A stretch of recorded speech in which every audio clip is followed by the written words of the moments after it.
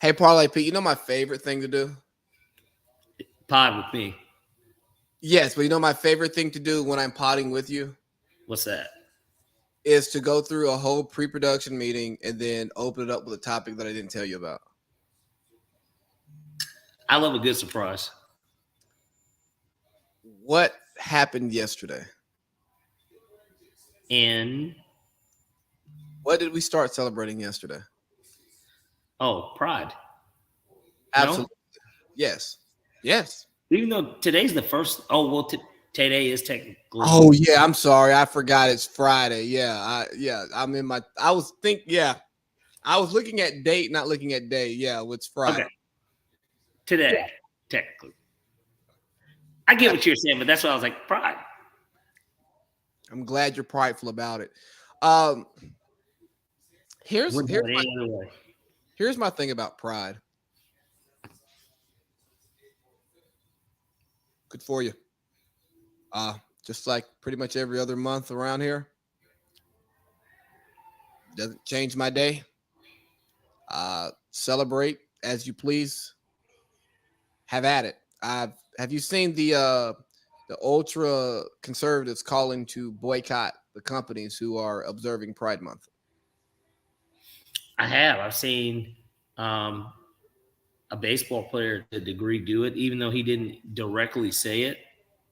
Well, no, he can't. He works for a union. That, and then in reality, he's got gay fans too. So, and then even there was a Chick-fil-A thing too. I don't know if you saw that. No, is Chick-fil-A standing with Pride? Now you know how Chick-fil-A is. Chick-fil-A was petty as hell one day. I forgot it was like a Pride Day or some shit, Uh-huh. and they were giving out free chicken sandwiches, and the line was, around the building. I know the Caden niggas. I know that the LGBTQ plus community loves Chick-fil-A too. You know what I mean?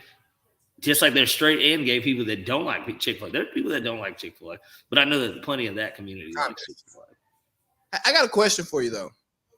So you know how we culturally appropriate Cinco de Mayo and St. Patty's Day, and Mm-hmm. people say they're going to culturally appropriate Juneteenth.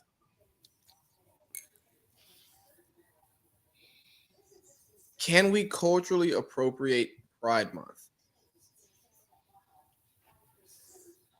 Is it really a month though? Like, it feels so forced and so new.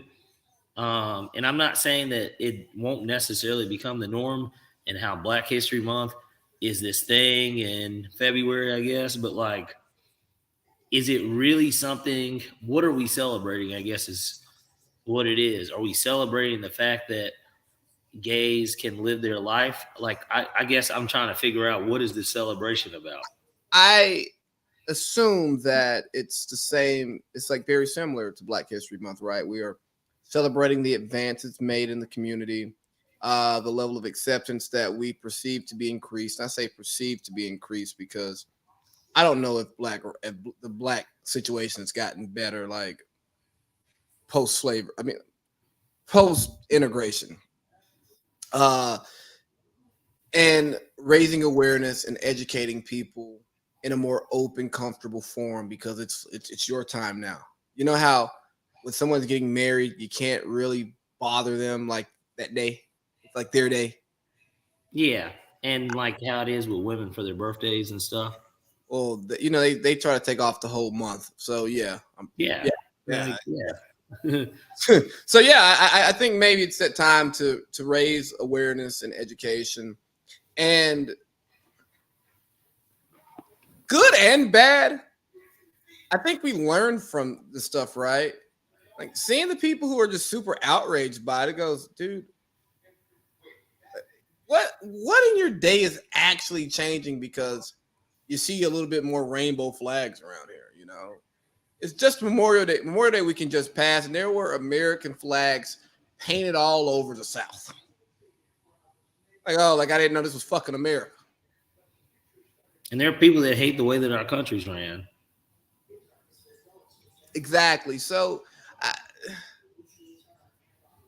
I, I just don't care about pride, man. And not that it's a negative thing. I just It's not for me.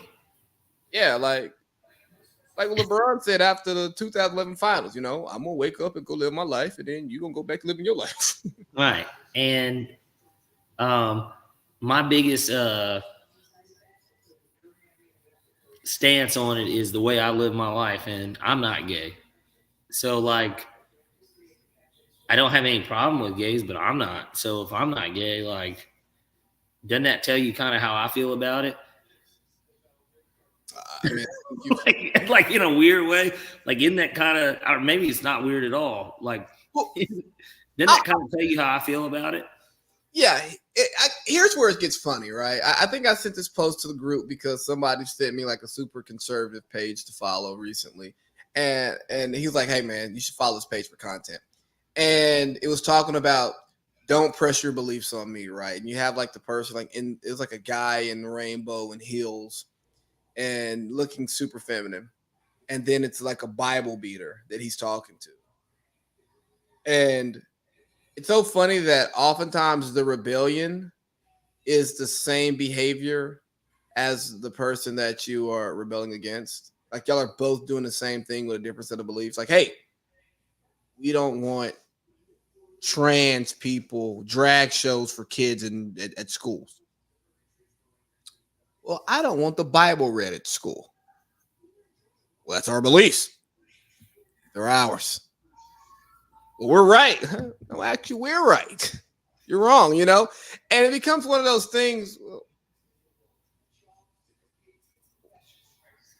What are you actually? Hold on. So you're just mad that your belief system is not being the one that's propped up? All right, dog. You got it. Jay-Z said it best, and I think that everybody talks about having that dog in them, right? That's like a positive saying now, having that dog in you. Jay-Z said it best. Back-to-back champs. Yeah, yep, that dog on you. And I'm going to wait for the whole did, but Jay-Z said it best. I'm like a dog. I don't speak, but I understand. We should be more like dogs. We should not speak as much on stuff, listen and understand, and that kind of be it. Like, you know what I mean? We don't really always, what a lot of people fail to realize is that there's a time and a place for everything, of course, but like, we don't have to always speak on everything. Sometimes it's okay to just let things be and to observe, and whether you silently disagree or silently agree, you don't necessarily have to say anything about it. And now look, this is not the same thing as watching somebody have a police officer put their knee on their neck or something to where, or somebody's at the airport where apparently this happens a lot because they announce it a lot, to where if you see something, say something. These aren't those examples. These are like things that will exist and that have existed for forever. And we kind of just continue to drag it out and make it a bigger deal than probably what it should be and what it will be. Well, if that happened, then, we'd probably have to cancel this podcast, close out our social medias, and Elon would have wasted a lot of money on Twitter. But that's why, and I'm sorry to cut you off, but that's why this is the time and the place for us to actually say it, though. That's what I said. There's a time and a place for it all. But if I'm out at the airport, I don't have to call somebody a faggot because I see something, and these are not my beliefs. And I'm sorry, I guess, for even saying that. But like, bro, real quick, I'm gonna cut you off. I could drop a ton of words here. How bad is it that somebody could take that one block and then flip it 5,000 ways to call you not transphobic, or homophobic by saying, for example, if I say this, I am now that. And it's like, no, bro, I was using the example. The same way that Joe Rogan used the N-word that hardly anybody who was black who listened to Joe Rogan was really offended by.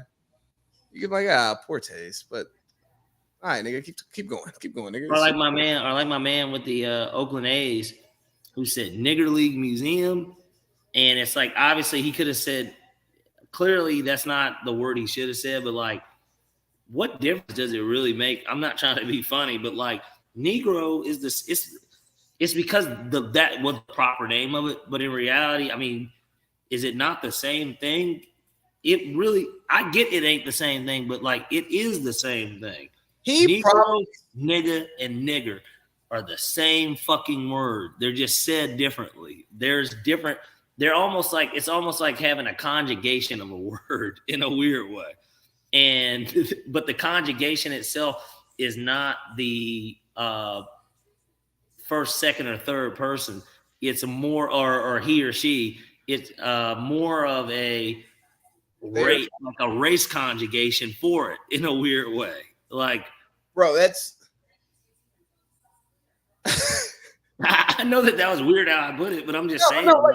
It's mind blowing, right? Because it's the same fuck word. It really is. Nigga, nigger, Negro. If a black person said, man, yeah, he's like, that's that nigga baseball, that nigga league. If a nigga says that, nobody is gonna get upset, even though Negro is the proper term. Nobody would be upset at all. No, if they said nigger, if they said nigger league, nobody's get upset. It's because it was a white dude and he works for the professional baseball. And knowing that he works professional baseball, he knew that it was the Negro League.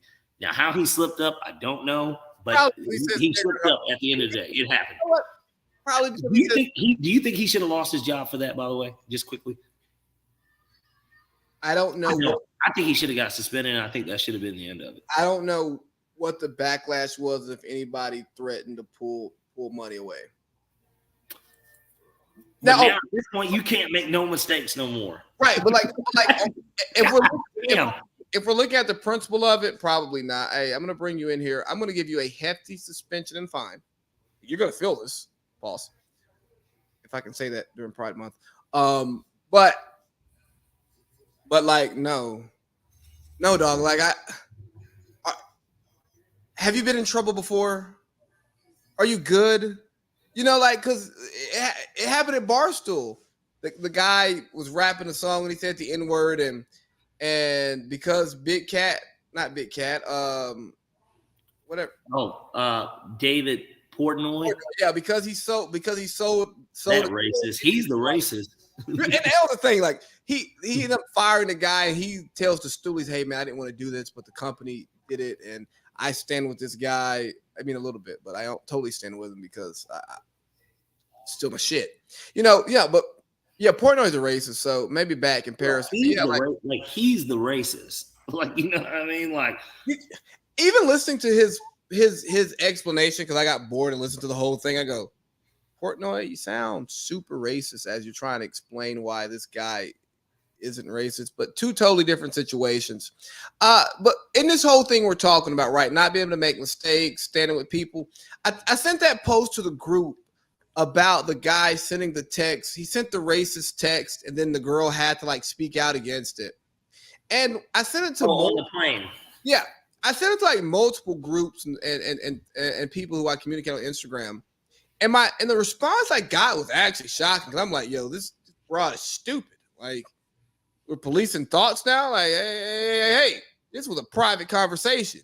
You're eavesdropping. That's like when your phone gets raided by a woman and you go, hold on.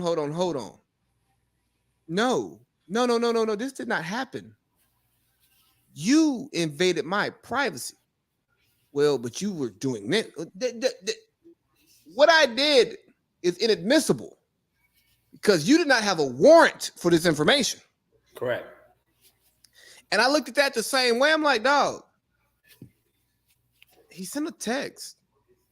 You know how much foul shit people say in text that may not be reflective of the character that they display? Like, yo, the character or even the backstory or meaning truly of the text to begin with. I say a bunch of fucked up shit, but I don't mistreat people. I could call a woman a bitch and it not even be me calling them really a bitch.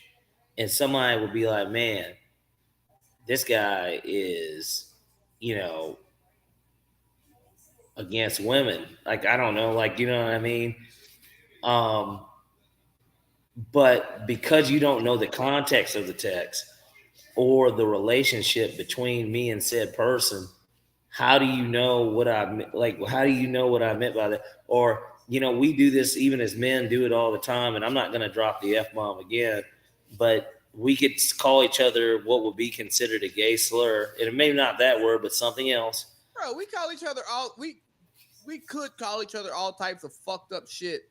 And in the context of the conversation that we're having, nobody cares. Like, nobody cares. But if somebody looks over and reads it, it's just like, he's a bully. He just called him a punk bitch. Like, nobody's like gonna like understand because you don't know the context in reality. If one of these, you just see a message. And now so think about if one of these sensitive snowflakes, let's police everyone's thoughts. You can't have bad thoughts. Just took a read in the locker room on a good Tuesday afternoon where nobody's at work. One of those days, like nobody's at work, there's a lot of alcohol going on. Yeah, everyone's drunk. They're not paying attention to their women or kids. You're just bored and drunk. You will see some terrible shit in that group text.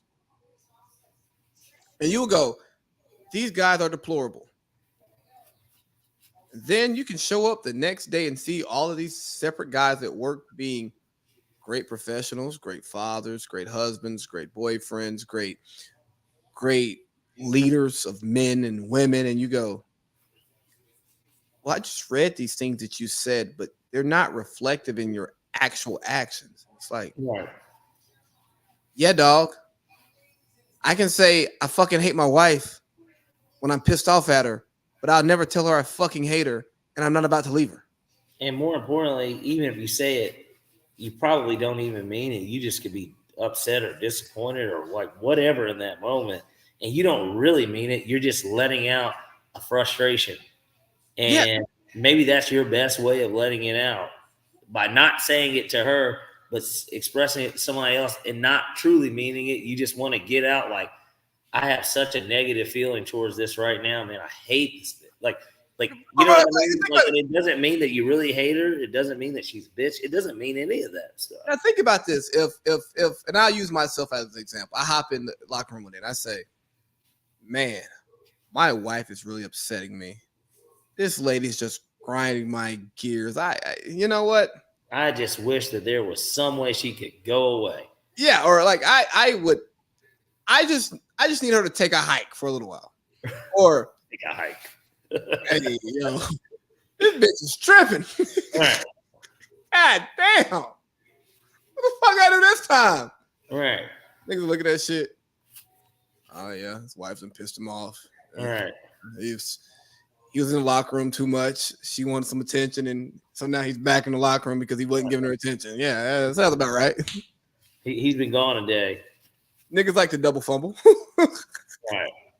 Hey, he just reposted his third post that we've already talked about in here, and we've had to put the police on him because we've seen this thing 3 times, but that's because he had to stay away today. Well, y'all already know when the police is on me, I've been in husband mode like crazy. He'd be like, dog, this has been in there. I'm like, dog, I've been hanging out with my fucking wife, dog. My bad. Right. I just opened up the app for the first time. My daughter, Yeah. We've been enjoying air. I have been phoneless pretty much today, Have you? No, I'm saying that's what, like, it's I'm not looking at my phone. We're doing. I'm living life. I promise. Like, and because you go down. There's so much that went on to where I didn't even read all of it. I just saw this now because I'm just now getting on social media, and I figured y'all might have talked about it, but I don't know if you did. I hadn't even checked the DMs yet. I just saw the post pop up, and my feed hasn't even refreshed in 4 hours. Right. This says 6 hours ago. Oh shit! John Moran got caught with guns again. Right. Anyways, we've done 20 minutes on not important conversation though. But no, it was a very important conversation. Because hey, you snowflakes, you thought you people try to control free thought. Damn the people try to control free speech. Like whatever, dog. Like niggas want to make money, so you gonna fall in line for at some point. Right. We're trying to control how people think and not allowing people to. I had this post in my memories. Let me see if I can pull it up real quick because it's so relevant to what we're talking about. Because now Instagram like tells you your memories, but I don't see it. I'm not going to look too hard for it. But the point of it is it's not a it's we're not. Don't be mad if somebody shows up to the party after you get there. Like after you get there, just be happy that they're finally there.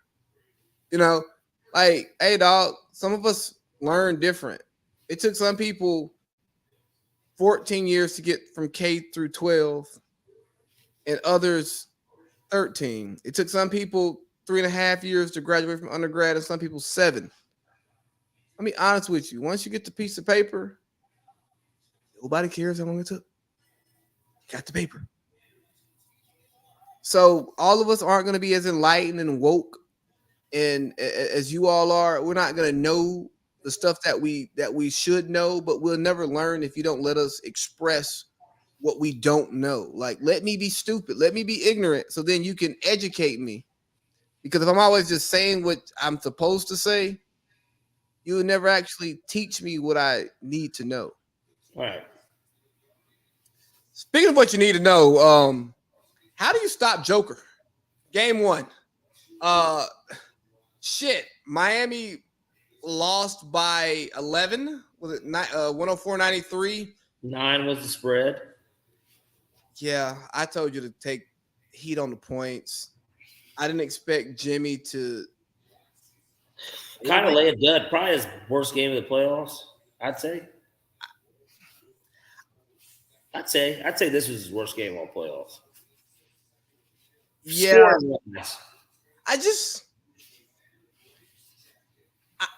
I know Spo is playing chess, but I don't know. This game left me. So I missed the entire second quarter. I watched first quarter. I got out of class, left the office, went to the house. Wife was watching a movie. Some movie on Netflix with Nia Long was actually kind of interesting. And really? You mean Ime's X? Ime's X? Yes. Slash baby mama. That too. But and the daughter was still awake, so I wasn't like, hey, turn on the effing game, or I'm gonna go back and watch the game because I've been gone. Like, I haven't seen my wife and daughter since Monday. Today was my first day back, so I'm like, let me spend the family time. Like, this movie's kind of good, so I'm watching it and hanging out with them. So I missed the second quarter, but like throughout the entire game, I said the lead is smaller than it looks. But then watching Miami's execution, it's like Miami didn't take a lot of easy shots until the fourth quarter. They were taking contested mid-range shots. Okay, 3 off the dribble, not off the clean catch. They weren't getting layups and dunks. Well, and a lot of that typically comes from the hustle, right? Like, but the biggest thing to me, what I thought, if there was one thing I noticed, they kind of closed out a little strong in the fourth quarter. I thought they played significantly better. That was their best quarter. Yeah. Fatigue is kind of like really the one thing I can kind of point out. Now, that could be a combination of they're the ones that weren't rested and were playing all these games, plus the idea of playing in that altitude in Denver maybe had something to do with it too. It just was fatigue. They looked fatigued, and it doesn't help when a guy like Max Strus, I think, was 0 for 9, had no points. You've been depending on guys like him, Gabe Vincent, and Caleb Martin. Yeah. These have been the guys coming through. Dunk the highest paid undrafted player in NBA history. You've been depending on these guys, really, because Jimmy's been Jimmy and Bam has somewhat been Bam the entire time. So it's been these guys that have kind of been putting you over top. It's Spo going Spo. Let me give you – okay, here we go. Jimmy was 6 for 14. I want more than 14 shots, Jimmy. Yeah, like 13 points. Yeah, 13 points. Like, I just want more shots, dude. Like, Caleb Martin, 1 for 7. Bam, 13 for 25. I like the aggression. I would like a better percentage. And Bam took a lot of hard shots. But he still played good. 26, 13, and 5. And I don't know how you play good defense on Joker, but yeah. Tristan Thompson, actually, they had him on. Yeah. Hear me out. Okay. I thought in game 4, he did play the best defense on him that I've seen in the postseason. He's putting a fucking body on him. Yes. That is, you're not going to necessarily stop him. Put a goddamn body on him. Make it as hard. Make him work for his points, please, or his assists. Be aggressive with him. Right. Here's the thing. You don't want to foul out of the game, but you need to have a plethora. Like in a series like this, a guy like in a weird way, a big like Biombo. No. He's not strong. You need Dwight Howard. Like here we go. We're all over the place, right? The Dwight Howard post that came out about prime Jokic or prime Dwight. Jokic, it's not even a question. No. Hear me out real quick. Prime Jokic, far more skilled. No question about it at all. Offensively, Dwight can't lick the dirt off of his cleats. Okay. Yep. But that matchup going head to head is totally different. It's not as lopsided as it is their talents. Exactly, because Dwight is strong enough to guard Jokic. And athletic enough to move. Athletic enough to go side to side. When Jokic set those screens, Dwight can actually hedge and still get back. And Dwight's a more twitchy athlete than like an AD, to where that behind the head thing, Dwight might tip it. And Dwight, but is Dwight out there on the perimeter with him? Yes, the biggest thing is Dwight has the strength that even though Jokic has that wide back, Dwight's not moving. Everyone else is moving.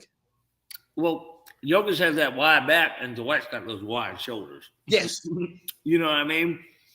The Lakers needed Dwight. They needed 39. Like I know we're not talking about the Western Conference Finals, but the Lakers needed 39 in that series. And you talk about it as if, you know, like you said, you look at it where you say prime versus prime. Let's not forget, prime Dwight Howard is also an elite defender. He's an elite defender. Look, I mean, AD's an elite. He's a pretty elite. In his prime, he's an elite defender. Bam's a pretty fucking good defender. But neither of them are defensive player of the year. Dwight Howard's a 3-time defensive player of the year. And he's not a Rudy Gobert 3-time defensive player of the year, if that makes any sense. His defensive player of the year was a lot different. Outside of being a rim protector, he changed the complexion of games. Dwight will give you a smooth 20 and 20. Right, to go with his 4 blocks. Yeah. Like, I think because Dwight's a goofball and he decided to get sleeves and dreads at 35. People had the sleeves, though, in Orlando? No, I mean the tattoos.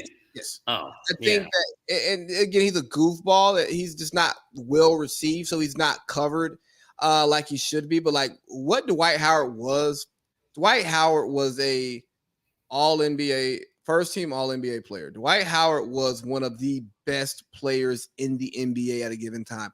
In 09. If Cam Newton's prime was longer, him and Dwight Howard are the same people. Yeah. Both from here. Atlanta niggas that the media don't like because they're goofy though. They're funny motherfuckers. Like they were always them dudes. Like for real. They were cool without being good at sports. Exactly. Like LeBron, they were just cool dudes. LeBron ain't cool without being good at sports. Right. He's the ball player. To where it's just, I'm gonna laugh, bro, because you the best nigga like ever. Gilbert Arenas, that nigga's funny. He's just a funny nigga. Like Right. Fuck being good at basketball. Like, no, the nigga's funny. Shaq, Chuck, them niggas are funny. Basketball may be in the extra juice that puts shit over the top. But you sit with Charles Barkley, he is taking over whatever bar you go to as a personality. And it has nothing to do with him being a top 10 power forward of all time. And I'm sure that list is small. I'm just saying top 10, so I'm not wrong. You know what I mean? Yeah. And that's what Dwight was. Exactly. He just But he wasn't. was also a top 75 player of all time. Whether they didn't put him on there or not, the people that watch basketball know that he's on that list over AD. AD just hadn't. I mean, And AD Dame. hadn't proved enough. He hadn't had a full career yet. And Dame. I love Dame and him. I love Dame too, and Dame shouldn't be on that list either. Not over Dwight. Not over Dwight Howard. He should. Yeah, and maybe, and I'm sure there's some 60 guys maybe that shouldn't have been on there either over Dwight. But we'll just go off the guys we know we saw, and that we've seen their entire careers. So here's something like I had the notes to get to later, but we might as well get here now. Because I said on this podcast for probably 2 years, you can't win playing through a big man. You can't win playing through a big man. They don't play through that, motherfucker. They do. But with Jokic, you can. And for one, he's a 3-level scorer. He has a legit post game. He has a floater game. He has a mid-range game. He can shoot the tray ball. Putbacks. He's a pretty good free throw shooter. Good free throw shooter. Good He's rebound. the best player in the league. And I think we just all can. After they win, I think we can all truly, honestly admit it. Right, if there's honestly the best player in the league, and I know it feels like after Giannis won, we were saying the same thing because he had a 50-point game 6. Yeah. No, man. Jokic is a much more complete player than him. We said Giannis was the best player in the league because we had to, because he had the 2 MVPs. He finally won the championship. He had the 50-piece, and he had the free throws. But let's be real. Like, we still be like, wait, Giannis can't shoot. Jokic can shoot. Like, we don't want a nigga to be the best player in the league if they can't shoot. I'm glad you're not hating on him like you kind of used to be. No, because I didn't think that Jokic consistently was putting it together like this to this point. Like he is unstoppable. When I watched him, his team his last 2 years. The bubble was the last time them niggas were all together. That's the thing. That is the thing. And they just weren't healthy, bro. Like they have not been healthy. Jamal, I will say Jamal Murray has been more consistent since the Western Conference Finals have started. 25-10 tonight. Exactly. He's been more consistent since game 1 of the Western Conference Finals than he ever has in his entire career. You look at his back to his bubble where he went crazy. He still had bad games. He has not had a bad game, I want to say, since maybe round 2. But I know round 1 he had a couple bad games in round 1. But like since they started playing the Lakers, no bad games, and that's not who Jamal Murray has been. And I've always said, Jamal Murray. Like, yeah, he's gonna go fucking 14 for 16 one day and bust your head for 35. They have a 5 of 22 type night. Exactly. He hasn't had the 5 of 22 yet. So that's why I look at him differently. But back to the Jokic piece and the big man, the NBA has gotten rid of big men defenders. Oh, he can't shoot. He can't shoot. We got to have shooters on the court. For one, if you have 3 shooters on the court, you should be able to find your shots if your big man is useful. But when you take real bigs off the court, I mean, Bam is 6'9", 225, 230 maybe? Jokic is a legit 7 foot, 280 on his ass. He can't guard him. Like, there aren't big bodies to challenge his positioning on the court, so he can get where he wants to, and he's skilled enough to get the shots off. But if you put a Rick Smits out there, some of them Oak types, just some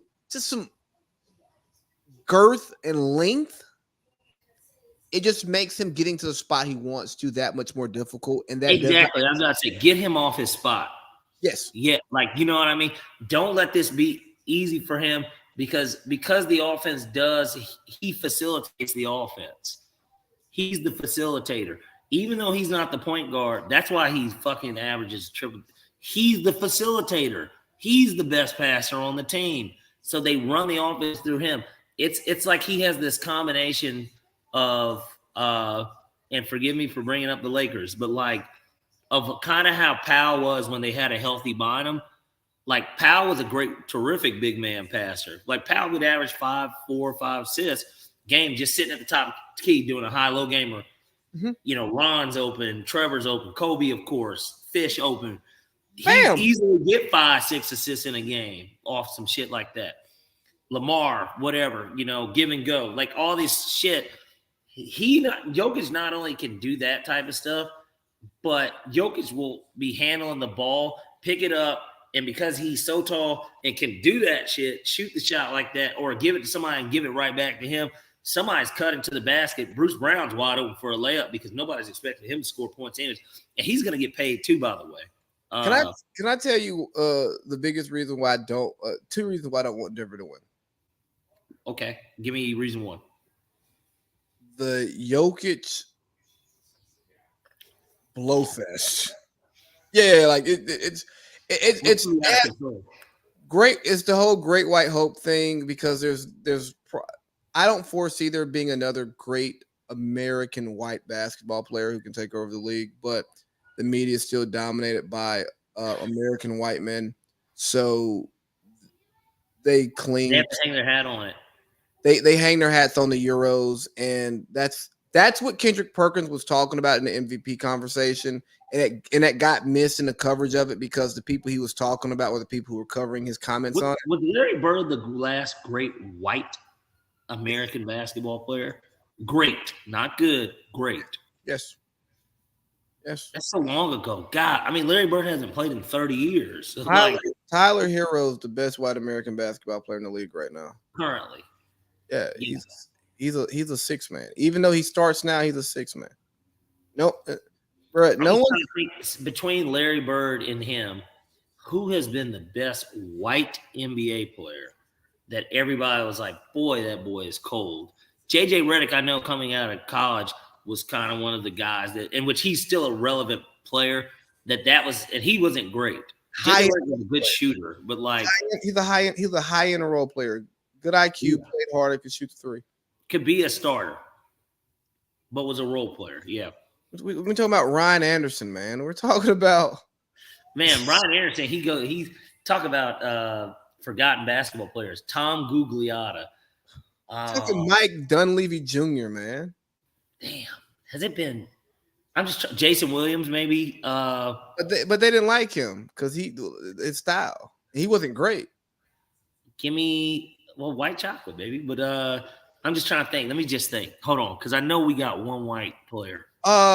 Kristen. There's got to be one. Who the fuck's made an all-star team? Maybe one of the Berries. None of them are great. Let me see. I'm gonna type in white. Hey, what's up, Castro? No, we don't see Dirk. He was German. He's a European. We're talking about American-born white guys. Not. You can't be from Canada. You can't be from Germany. Man. I mean, the last white American all-star was Brad Miller. And think about Brad Miller. I mean, that's 2004. Yeah, Larry's the last guy. Check the last white American to be drafted first overall. Gordon Hayward could somewhat fall under him, and Kevin Love are 2 white guys that are white players that, like Kevin Love. Is Kevin Love like a Hall of Famer? Like, I don't know. Like, maybe he's like borderline. He would have been so great before he went to Cleveland anyways. He stayed in Minnesota, he's a Hall of Famer. But him going to Cleveland also is really good. And he's turned out to be a great role player. I don't know what the fuck he did tonight, but like he's turned out to be a pretty good role player too. Kevin Love, DNP coach's decision. Him and UD, they hung out together today. Doug McDermott, Cody Zeller, Jimmer Fredette, Adam Morrison. Like, yeah.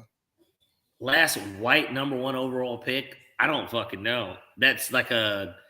Oh, we got Austin Reeves. Yeah, Austin. You could argue. Now, look, it's been 1 year, but if he can duplicate what he did in the postseason / end of this year for next year, I would argue he's better than Tyler Hero. In my opinion, I think his game is better than Tyler Hero's. It's physical. It's so much more fluid, and he plays hard. Tyler Hero feels like he jacks up shots a lot. Austin Reeves, yeah, I don't like Tyler Hero's game. Yeah, Austin Reeves is like a player you can play around with through. And here's another thing. His role. He's like he knows his role type player. And I could be totally wrong here. Austin Reeves comes off as a white guy who hangs out with white guys, cool with his black teammates. Man. Boomer Sooner. Yeah, good at bat. He just happens to be really good at basketball. Yeah. I don't think he still goes to the bars with all the white kids. Yeah, dive bars. He probably not an ad. He probably packs these now because he's not packing dips. You know, Tyler Hero, he doesn't have white friends outside of Jack Harlow. And Jack Harlow doesn't have white friends outside of Tyler Hero. They're like the cool white boy that might try a little bit too hard, but because Jack Harlow makes good songs and Tyler Hero is a bucket, yeah, that's my white boy. He's Dave, and he's Little Dicky and Dave. Have you ever seen Dave, the show? No. Okay. It's like the white Atlanta, I guess. But white people live in Atlanta? That's a joke. No, yeah. It's like comparing, because like Nashville is like white Atlanta. So like they say Denver's white Atlanta. It feels more like Nashville. I've been to Denver. I mean, you've been to Denver. I'm going to Denver. Denver. I don't know if Denver is white Atlanta.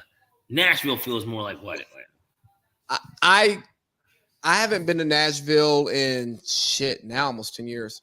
But they say that I saw a meme of like Denver is to white people what Atlanta is to black people. And I think the point being is, you know, if you talk to white people about Atlanta who've like really never been, I don't get what people like about Atlanta. Like, I mean, the airport's busy, the traffic sucks, like there's no beach. I go, it's booty, nigga. Have you seen that ass in the strip club? It's booty, and you walk around, and there's so many other niggas like you, I guess. I don't know, like that do well. I don't know what else. Yeah, it's whether they're scamming or not, they're all doing well. Or at least they're faking it really hard, and it's working in terms of what it appears to be. You're doing a good job faking that shit. Yeah, and it's because we all know how expensive it is. So it ain't cheap no more, nigga. Yeah, so if you doing it, you doing it. Like they've opened up an apartment, this new apartment complex in Cartersville, and I was told today that they got 1 bedrooms going for $1,700. Hey, dog, we're 36 miles out the city. In Cartersville, 1,700. Yes, we're not supposed to be that suburban yet. This shouldn't be that high because so I was literally out in Swanee today. One of our contracts, probably our biggest contract. The guy, man, that we've known. The director, he's the head dude of all the warehouse that we do. He's retiring tomorrow. Tomorrow's his last day. And he's been with the company for 28 years. And so they had his retirement party to this. We were at a lunch. And, but either way, leaving from the warehouse, I drove past a place. Me and my dad looked it up because we went together. And like I looked it up because I drove by. I was like, man, this is pretty nice. Like I was like, it's new. But it's right there by Sugarloaf. You know where Sugarloaf is? Like the mall. I haven't been to Swanee since I played a basketball tournament there in 8th grade. Really, at the Swanee Sports Academy. Nice gym, right? Yeah. One of my favorite places they've gone when we go to tournaments. It was one of my favorites. I mean, like, did you play basketball in Georgia if you've never been to Swanee? Come on. Everybody's been at Swanee Sports Academy if you play basketball, for real. But we drove by, so I had to look it up. Now they had one bedrooms for 1,600 to 1,700, and it was a brand new building, looked nice. But you start talking about it was 650 square feet. I mean, so, but you could also get a 3-bedroom. Crazy enough, 3-bed, 2-bath, 2,700. I was like, you shitting me? I was like, that's actually a good fucking deal, even for out there. That's a good fucking deal. You get 3, especially if you got roommates. The room out there, brand new building, right by a mall. There's community out there, Swanee, Duluth. There's a community. Yeah. There's stuff to do, I guess. And Atlanta's a hop, but you could do that hop. That's not that bad of a hop. Cartersville, though, look, driving back from Nashville, I passed Cartersville. Now, and I had been up there before. Cartersville's a little far. I mean, it's only 40-something minutes. Like, and this is at night, but it's 40-something minutes, but it's 40-something miles. It's a long 40 miles. It's at the wrong time. Like yesterday when I was driving back, I left your parking lot at 3:23. Mm-hmm. It took me about an hour, maybe an hour 10 to get back. I mean, I made a stop in Kennesaw, so I'm trying to like cut out that time. I went to get me something to eat, but the Peach Path line started moving a little slow. I said, whoa. I ain't by this Peach Path to be in traffic. But from like South Marietta to like Kennesaw, it was like almost an hour in regular Woodstock, traffic. I mean, people, because you got to think here, we're moving, it's getting so expensive here. People are moving out. I've noticed it out in Stone Mountain that there's like a lot of like more traffic in these areas by my dad, like to where I was like, man, what the fuck did it start backing up back here like this at this light to where, damn, now I gotta wait 2 lights before I can turn because it's too much traffic and the light's not meant to handle this amount of people at one time. Dog, it was so when we were in college, once I got to Kennesaw, I was done with traffic. Like you get to Barrett Parkway exit, pretty much you're done with traffic, right? You're just trying to get through Marietta, get past Andretti's and all that shit, and you're pretty much done. Now, the gap between Kennesaw and Ackworth, there's traffic, and I'm like, why is there traffic here? But I guess there's people who live off of 92 who are hitting 70 or hit 92, 75, and then making their way down to Atlanta. And I'm like, it's crazy. But I talked to a guy who's in real estate, and he's actually based out of Cartersville. He told me a year ago that Bartow County was turning into the new Cobb County because just from Fulton County getting so expensive, the battery becoming a thing. And I know that's technically Atlanta, but it's fucking Cobb County. It's making Cobb County more expensive. So the people who were city commuters from Cobb County are now getting that demographic is getting pushed to Bartow County. So I go, okay, now all of this stuff is making sense. Why there's traffic in Cartersville, why there's these apartment complexes going up at prices that don't make sense to the Cartersville economy. Well, they're not for the Cartersville economy. They're for the Marietta. Atlanta Marietta economy. But you know what? This is going to hurt Georgia in the long run, trying to turn back red. Because now you're pushing out your career, your more educated, career-oriented people, the ones who want to buy houses, who move to Atlanta for an opportunity, because they're going to start sprinkling into these districts that were red districts, and they're going to start adding some blue in there, and they're going to start making money, and they're going to start being taxpayers. They're going to start being people who are donating to campaigns and caring about what's going on in the city that they live in.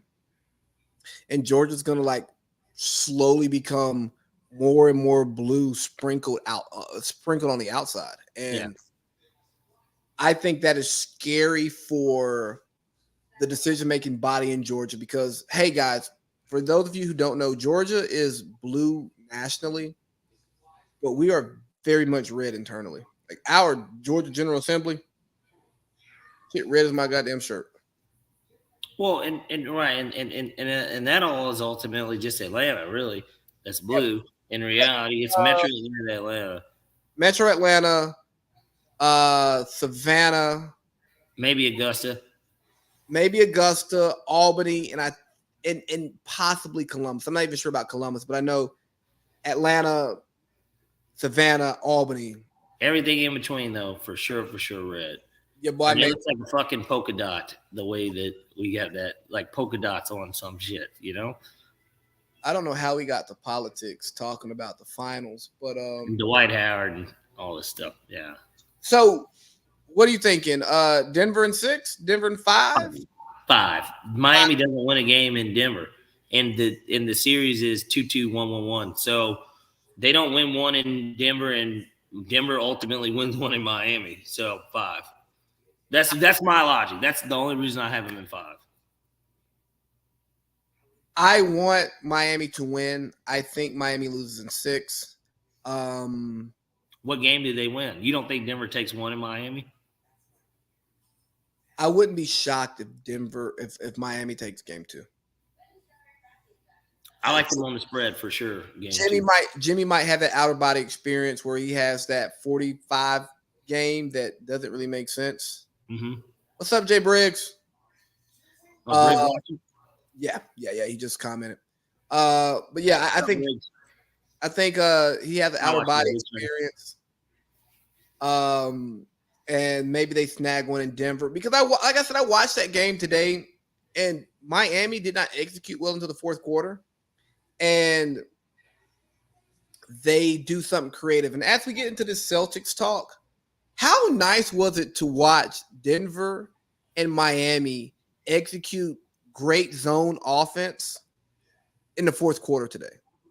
Yeah, well, and like I told you, but that was the best part about it. That was, if there was anything encouraging to take away from Miami, it was the fourth quarter, because Denver kind of, I hate to say it, they were kind of doing that the whole game, right? So, but like specifically watching the fourth quarter and watching them do the easiest thing that you learn how to do when you're 7, 8 years old playing basketball. Hey, if they're in a zone, get the ball in the middle, make them collapse, and hit shooters in the corner or cutters or weak side cutters.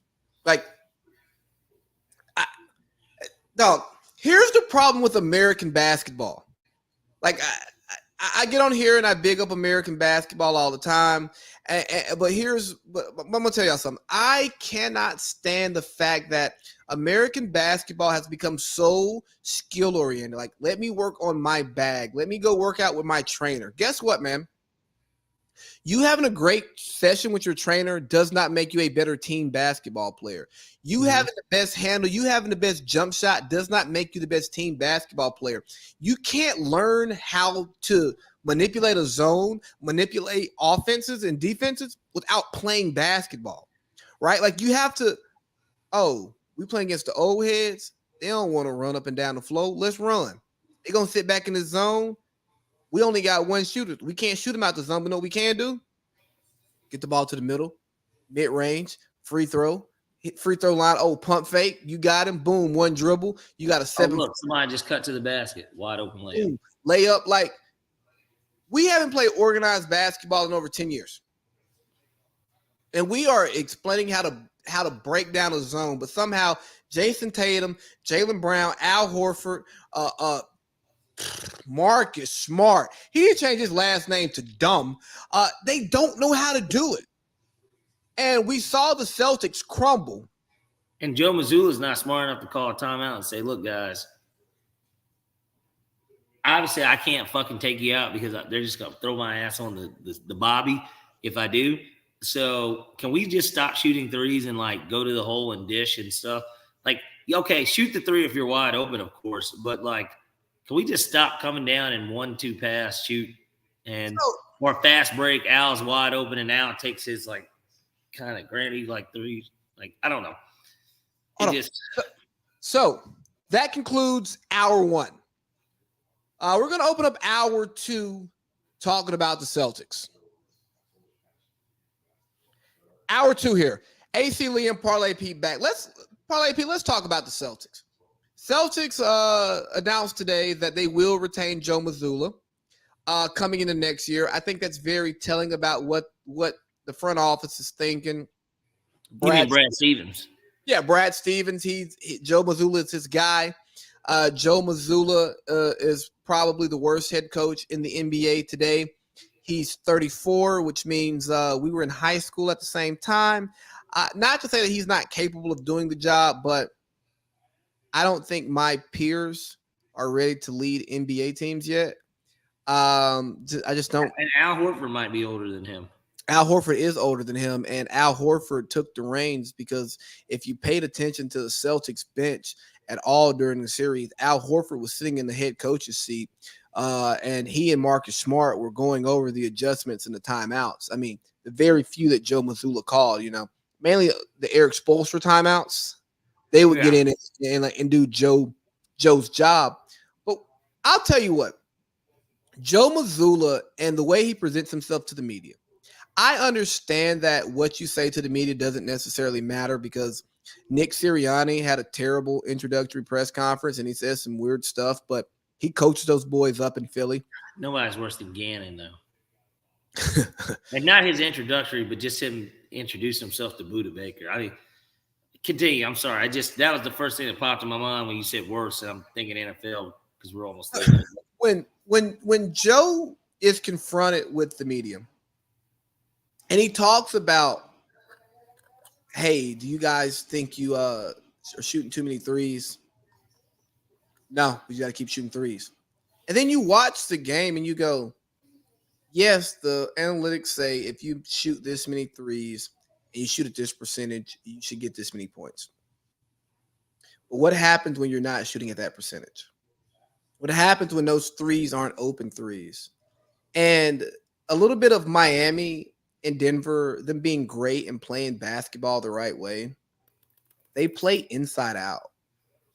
They even if Joker's not always on the block, but Murray's penetrating, KCP's hitting middies. They're hitting Aaron Gordon underneath for the easy dunks when they say, hey, we're going to let Aaron Gordon beat us. Miami, when Jimmy Butler's at his best, he's driving and kicking. He's driving and scoring. He's driving and dishing. Boston, they don't do that. They go, hey, we're going to spread it out and shoot threes. But we're not even going to give you the illusion that we're not going to shoot threes. We're just going to, you know what? We're Steph Curry and Klay Thompson and KD in their prime. We can just outshoot you because we're that damn good. And they're not. They're not. Here's what the Warriors had. Steph Curry is a 3-level scorer. He can score at the rim with his float game. He can pull up mid-range. He can shoot from anywhere inside of half court. Mm-hmm. Klay Thompson, catch and shoot. His releases so quick it didn't matter. Draymond Green set screens and plays point forward as good as anybody that we've seen this side of prime Lamar Odom in LA, right? Mm-hmm. He sets the table for those guys. He understands floor spacing. And let's not forget, you remember when Draymond was a great shoot, when he could actually shoot three to 35%? Where he was a threat, yeah.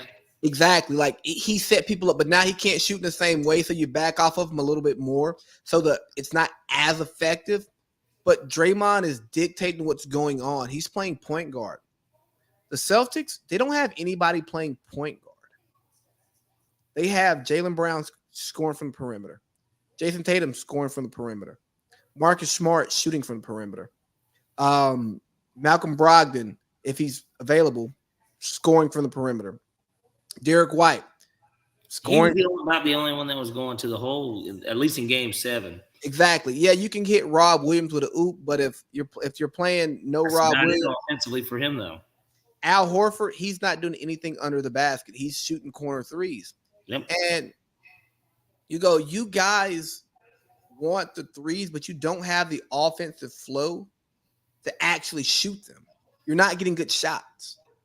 And I think the Celtics made a huge mistake by bringing Joe Mazzulla back. I think that, again, when he talks to the media, he's like, no, more threes. No, we just got to execute better. I got to be better. No, your execution isn't the problem. You are you have a bad plan. And when you have a bad plan, when you execute the bad plan, but you just miss because it's a make or miss league, you're screwed. Inexperienced coach with an younger experienced team, because they're a younger experienced team. Yes. And I think that if you hire an inexperienced coach to coach younger players, whether like the Celtics, which are a rare experienced team, but like many other teams that are inexperienced, like the Pistons, right? Hiring Monty Williams. What is this coach going to do for the guys that are on this team? Can he really take them to another level? The answer really is no, because he's not somebody that's going to develop and make them more dimensional as a team. Like he's not going to do it. And maybe if you move the right pieces around and you can make it work, maybe something can come out of it. I, for one, if there's one trade I would love to see Boston do, and I think it would help out Phoenix as well, I would trade Marcus Smart to Phoenix for Chris Paul. And I would let Chris Paul have a year with those guys.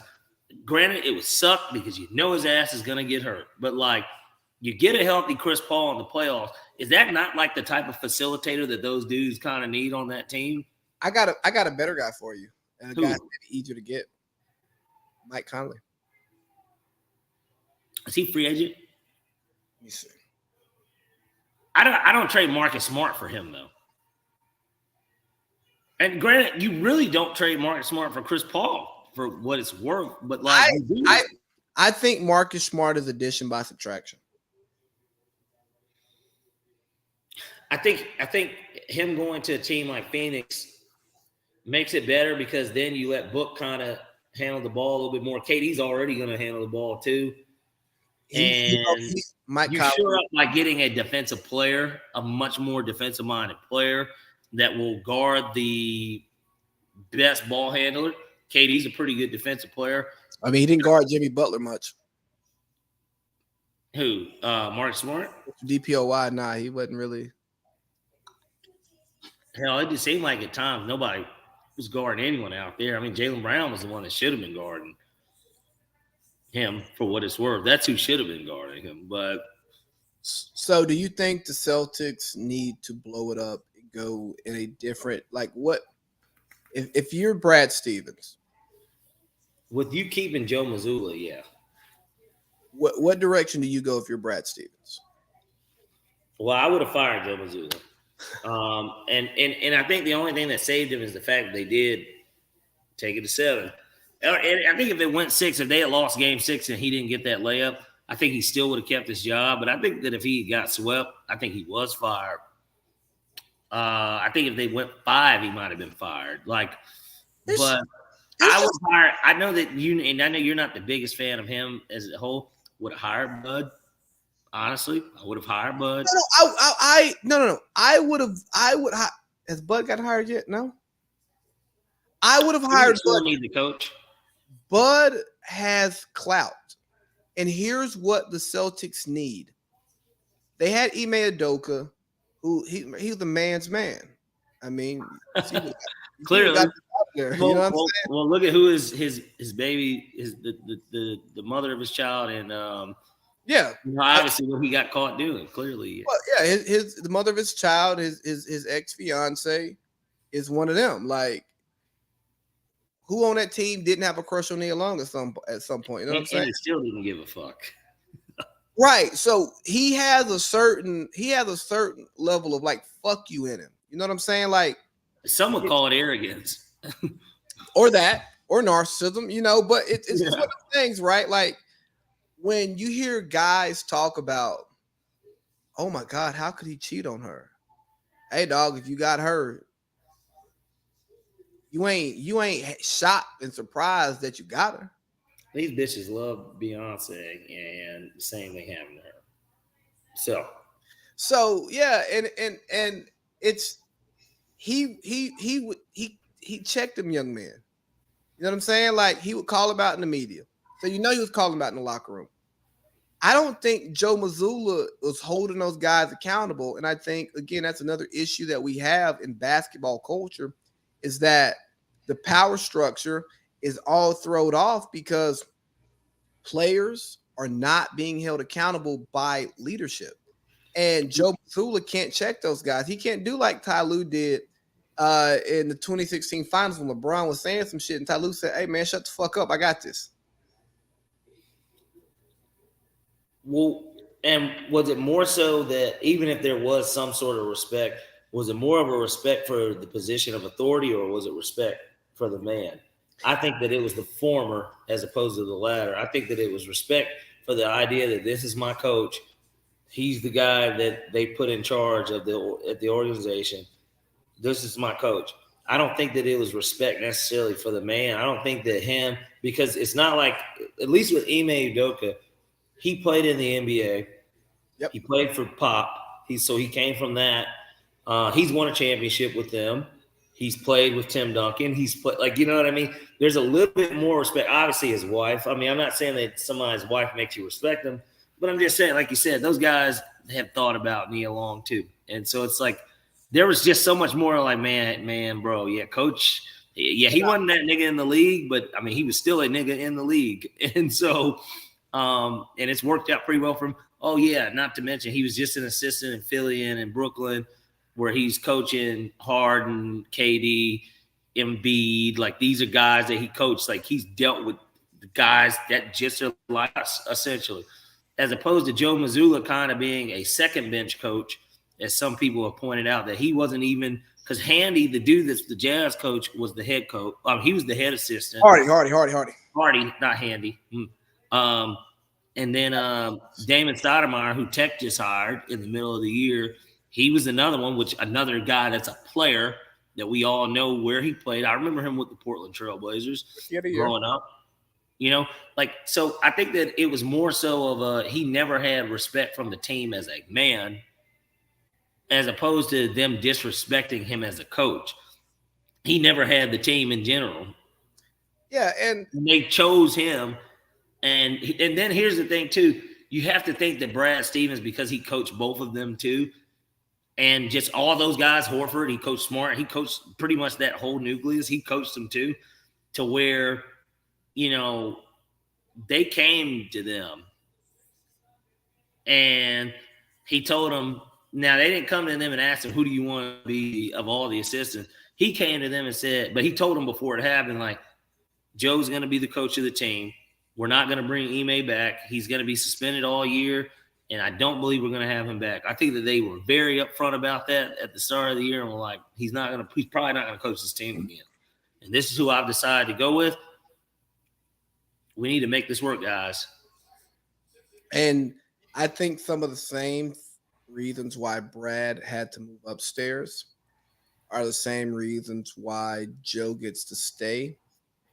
And why Joe's not effective, and why, you know how we want to get rid of Rich McKay, because you just got to get that, you just need to get that voice out of there.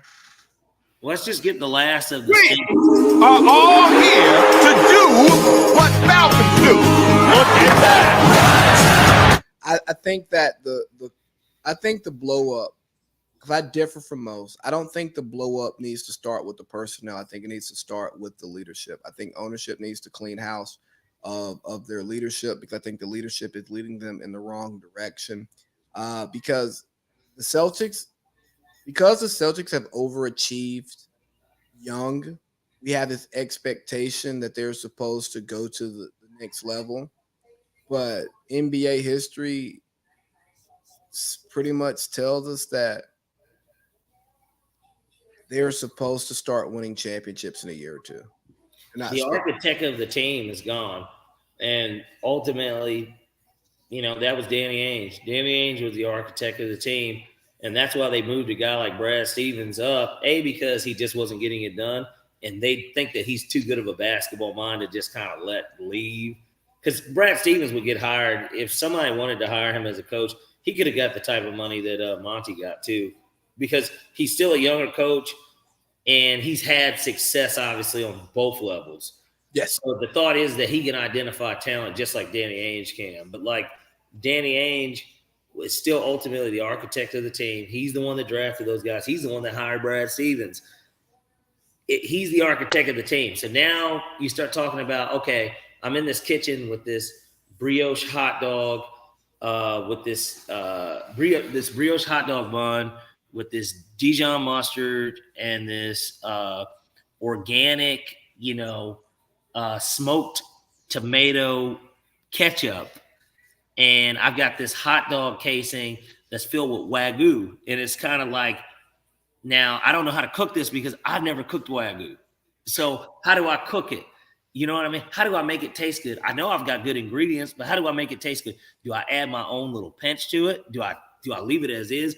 I don't think that they have an understanding of what direction they really want this team to look like, because the team doesn't have an identity. And so, like, that to me is like a bigger issue. You've got a first-year coach that doesn't have an identity of a coach. Your GM is the former coach who is, for what it's worth, I think he knows what he's doing, but like, you're really basing that off of the fact that he got hired by the person that did know what they were doing. So now what do you do? What do you do? Well, I think he's got to put his own fingerprints on the team, and the Joe Mazzulla hire will probably prove to be costly because I don't think he's a good coach, but they're going to have to make the right moves personnel-wise if they're going to keep the same coach. And we'll get to the moves next. I think a great point that you made was they kept Brad around because they didn't want to lose the basketball mind. But when you start – and the familiarity with the groceries. But when you start playing defense when you're on offense, you raise your ceiling – you raise your floor, but I think you shrink the ceiling. We watched our Falcons play last year. We played defense on offense because we didn't have a defense, and our offense was pretty simple. And we could have made the playoffs, but we were nowhere near being a contender because we could not play offense or defense. And it's certainly one might show up, the other wouldn't. Never put together complete games, except the 49ers game where we played against their backup defensive line. But it was the most complete game we played all year. And then you look at the Chiefs, right? They play offense on offense and offense on defense. Spagnuolo's not trying to stop you and only give up 3 points. Spagnuolo is trying to get 1 or 2 costly turnovers, 1 or 2 big stops, 1 big sack that leads to a punt, right? They're playing offense on defense. And I think that when you're playing offense on defense, you elevate your ceiling much higher and you go from being good to great, or you go from being average to good. Like you raise what you're capable of doing. And the Celtics they're capping out as a contender that can't actually win a championship. They're turning into the Jazz of the John Stockton and Karl Malone era. Yeah, man, you might run through the conference, but nobody takes you seriously as a championship team. I don't care what the Vegas odds say. Like, nobody watched the Celtics in the playoffs and said they're a champion. And if you did, it's your fandom. It's only your either that or their name is Ja Morant, because that was the only team he apparently feared all season. So he should have been fearing his own social media team. No, that nigga. Hell, he is his social media team. Clearly, but.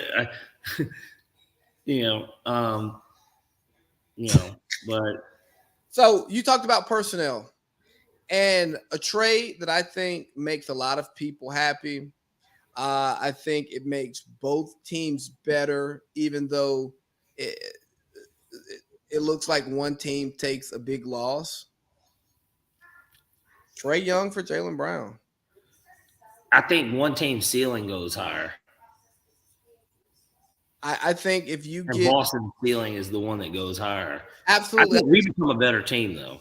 exact, yes, we do, and I think that when And we wouldn't be done with moves after that move either. We would move something else would happen with that core.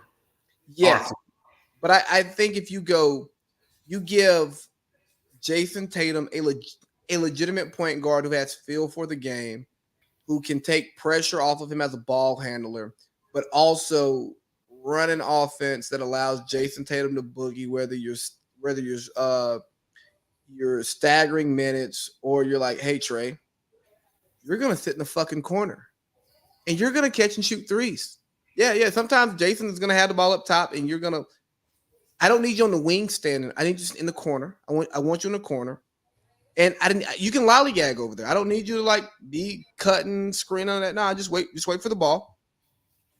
I think you have something there, but I also think that you get Trey out of Atlanta. He gets humbled some because he got traded, and he didn't get to go to this glamour market that he wants to go to. I know Boston, storied franchise, but not many people are requesting trades to go to Boston. And then you bring Jaylen Brown back home, but you also pair him and DeJounte Murray together, guys who are not A-listers. They will have A-list games, but they're not A-listers. Mm-hmm. You make the Hawks a more solid, consistent team. I think a better team for what Quinn Snyder would like to coach. I think you can coach I know you can coach DeJounte hard. He didn't leave the Spurs because he hated Pop. He left the Spurs because they were going through a rebuild, and he just came off of an All-Star game, and he's in his prime. Like he's like, bro, like I'm too good to be down here being terrible. I think Jaylen Brown takes good hard coaching as long as he's supported. You don't put this guy in trade rumors after he was your best player in your first final since 2010. Exactly. And he feels the love of Atlanta. Hey, no, we want you. We gave up Trae Young, the franchise, for you to come here and be the best player on our team. I think it's. And we're going to pay you. Yes, I think it's a win-win-win. And then you throw in the whole collective bargaining piece. Well, DeJounte's not going to make all NBA next season. And so you don't have to worry about paying that supermax. Whereas Boston has to pay. Well, they better offer Jaylen at supermax, or he's definitely a goner. Right. You got to give Tatum the supermax next year when he's up because he's the franchise. Mm-hmm. And yeah, the new CBA has made it to where, bro, you got two supermax guys. You better draft well and hope some veterans want to come take the minimum. So their dream scenario is to trade him for Dame Lillard, Jaylen Brown for Dame Lillard. That would be the most. They would say yes in a heartbeat. They would say, Dame and Tatum would be tough to like fathom. But does it still address their need for a fucking point guard? Depends on what Dame decides he wants to do as a player. Dame can facilitate. He's not really a facilitator, but I think he could do it. He's not James Harden. They need a really good backup point guard that he could play with to where Dame could be a two, because that's kind of what he does anyways, where he's a 6'3" 2, but they would need to get a really solid backup point guard. I can't even think of who that could be in today's NBA. But because it goes back to what I was Jones or something. Right. I don't know. Like, it would need to be a motherfucker like that he could play with, that will facilitate, that will pick and pop and make a jump shot here and there, but is ultimately there to run the offense. But the NBA is getting away from those types of players. We're not. Or Mike Conley would need to want to accept the bench role or something. Right. You know what I mean? The NBA is not rewarding players who are offensive table setters. Like, you got to be. It's like you have to be a combo guard now. Like, well, what if I have? You look at the Clippers. Injuries aside, one of the biggest reasons why Paul George and Kawhi Leonard haven't won a championship is they don't have a distributor. They don't have somebody who says, "Hey, Zubac needs a touch right now, just so we can get some good screens and an extra block and 2 extra rebounds." Russ kind of got to come in and be that a little bit, but he never really played with Paul George and Kawhi at the same time. So, and I think that's ultimately that's what Boston needs. How would you feel about that? How about that? What? How would you feel about Russell Westbrook going to Boston if they kept that core together and Russ signed for something less than obviously maybe what he would get, I guess. I don't know. To where it would work to where he could join that team. And maybe Smart gets the boot for a late first from another team or something. I don't know. Like, how does that feel? I struggle saying that Russell Westbrook. Because it's like the same thing as what the Clippers were trying to do. I struggle saying Russell Westbrook is going to come in and turn us into a championship team. Agreed, because when has he ever done it?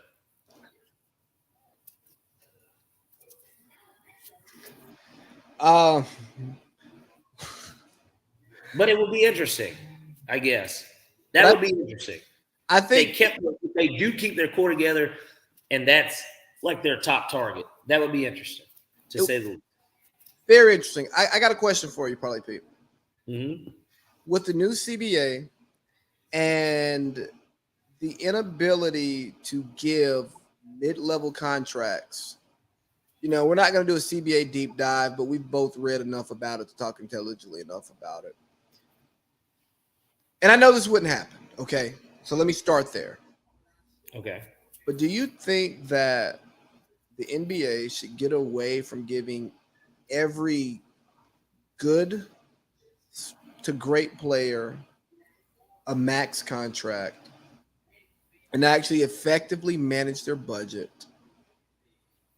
and only the max contract be reserved for your actual no shit max players, like your guys who qualify? Are you saying almost like slot rosters to where this guy is worth this much? Because do what the NFL does. Like, hey, everybody who's up doesn't always get top of the market.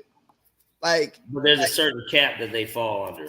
Yes. Based on whatever type of deal they get, based on the position. Yes, because we're going to get rid of the middle class in the NBA, which we've already been gutting anyways. The middle class has been getting gut. The veterans who are the Udonis Haslems of the world, who's like, hey, man, we got to give you the vet minimum, which is more than the rookie minimum, to be a culture guy. Well, what happens when you have a Jeff Green type of guy, a JaMychal Green type of guy, a Thaddeus Young type of guy, a guy who gives you something but is above vet minimum, but is not, but you don't want to give him 25 either. You want to get the mid-level exception, the 1 year 6.75 either.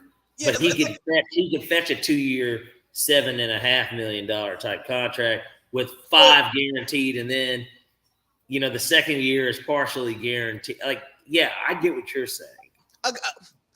A guy, and I'm not going to use this guy just because of the indirect relationship I have, like a Torrey Craig type of guy, right?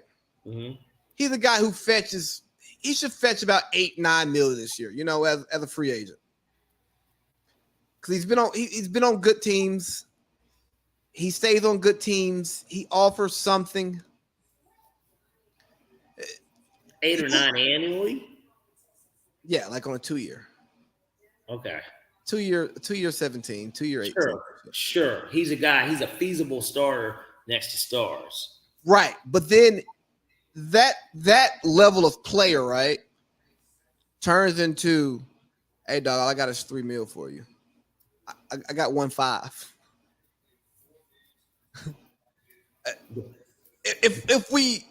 If we take more off of the top, and it sounds like socialism, I know. But we're building a team. We're not building an ecosystem, a society, because I'm not going to get into that shit. But we're building a team with a salary cap. Don't you want to kind of incentivize you hire people? Don't you want some of the people you hire to see a higher earning potential if they meet certain benchmarks? Yeah, and that was, it's funny because that's something that we're thinking about implementing now because there's a lot of commission-based stuff. But and I guess they kind of do that with the Supermax for the really good players, right? They make that that's what the Supermax for. A guy like Ja missed out on, third team All NBA this year that cost him almost $40 million, right? So it cost him 40 mil, but he's still making like 180. I agree with you, though, in totality. I think that the issue is this. Jaylen Brown's a good player. He was an All-NBA second-team player. But in reality, should Jaylen Brown be getting a 5-year, almost $300 million contract? That doesn't even sound right, even for him. As good of a player as he is, should he be making $300 million over the next 5 years? Fuck no. Fuck no. Fuck no, because he's not the best player in the NBA. He's not a top 10 player in the NBA. He's a top 20 player. He's not a top 10 player in the league. I listened to Bill Simmons talk about it, right? He goes, is he a top 6 forward? Like, we're so accustomed to saying automatically guys like KD and LeBron are automatically on everybody's list. Kawhi Leonard is another one, in my opinion. He's one of those guys that just automatically is on your list. Paul George is a small forward too. Anthony Maybe Davis. That's the guy we're overrating a little bit too much. I don't know. But Anthony Davis is a power forward, but we're saying forward, right? Like Jaylen Brown's not a top 6 forward. He's not. I know, but he's still going to be eligible to get $300 million. And the agents, and it's not even a shot at his game. No. It's just. Hey, like we said, I can't think about making you. The market does not dictate to me that you are the best player in the NBA. You're getting this Joe Johnson type deal, where Joe Johnson, when he signed his deal with the Hawks, when he read up, he became the highest paid player for a couple of days, and it was just like, why do the Hawks have the highest paid player that at best is an all-star reserve and maybe a third team All-NBA guy tops? Like what the fuck is this? You know what I mean? You're 6'2", right? 6'1". 6'1". You'll never be 6'5". Correct. That is not a knock. That is a knock. I get that surgery. You'll never be 6'5". Well, what about the surgery? Are you telling me that if my surgery tells me I'm not 6'5", that I ain't 6'5"? I would never tell you that. All right. I just need to make sure. Yeah, but this is recording, For now, you're not 6'5". Until you have the surgery, then you can transition and do whatever. I can transition to I can go from just being above average height to a tall glass of water. I don't know. I'll say peanut. Yeah. Oh, peanut. But yeah, so you're not 6'5". I'm not knocking you for not being 6'5". I'm just saying you're not 6'5". Right. When Jadakiss said top 5 dead or alive, many will say you're great, really good, underrated. Top 5 dead or alive.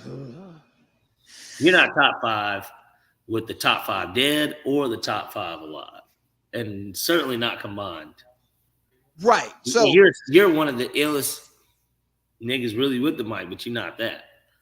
Right. So I think that's the same thing we're going with the Jaylen Brown thing. But I'll say, man, that the owners, not the owners, excuse me, the agents screw up everything because at the end of the day, they want their goddamn commission. So they're always going to drive the higher contracts. And I'm not against players getting paid. I will always scream, get paid, young nigga, get paid. But as a consumer in salary cap leagues, I don't want everybody to get paid because I want to see really good teams. I want to see good players play together. And when everyone's getting paid, they're not playing together. And it turns into what happened when the league expanded when Michael Jordan went on his run. Right. Not enough talent concentrated together. Then that'd be a competitive advantage. It feels like there's a way they could fix this, but nope. The small. At first, you some people will maybe point and be like, "Well, what if you went the baseball route, right?" Like, because even in baseball, granted, the sucky teams really fucking suck, but like, and they're poor. But even the Yankees, who have the most money, they don't. It's not like they win either in baseball. Haven't won in 13 years. Yeah, and they haven't been to one either in 13 years. So it's like,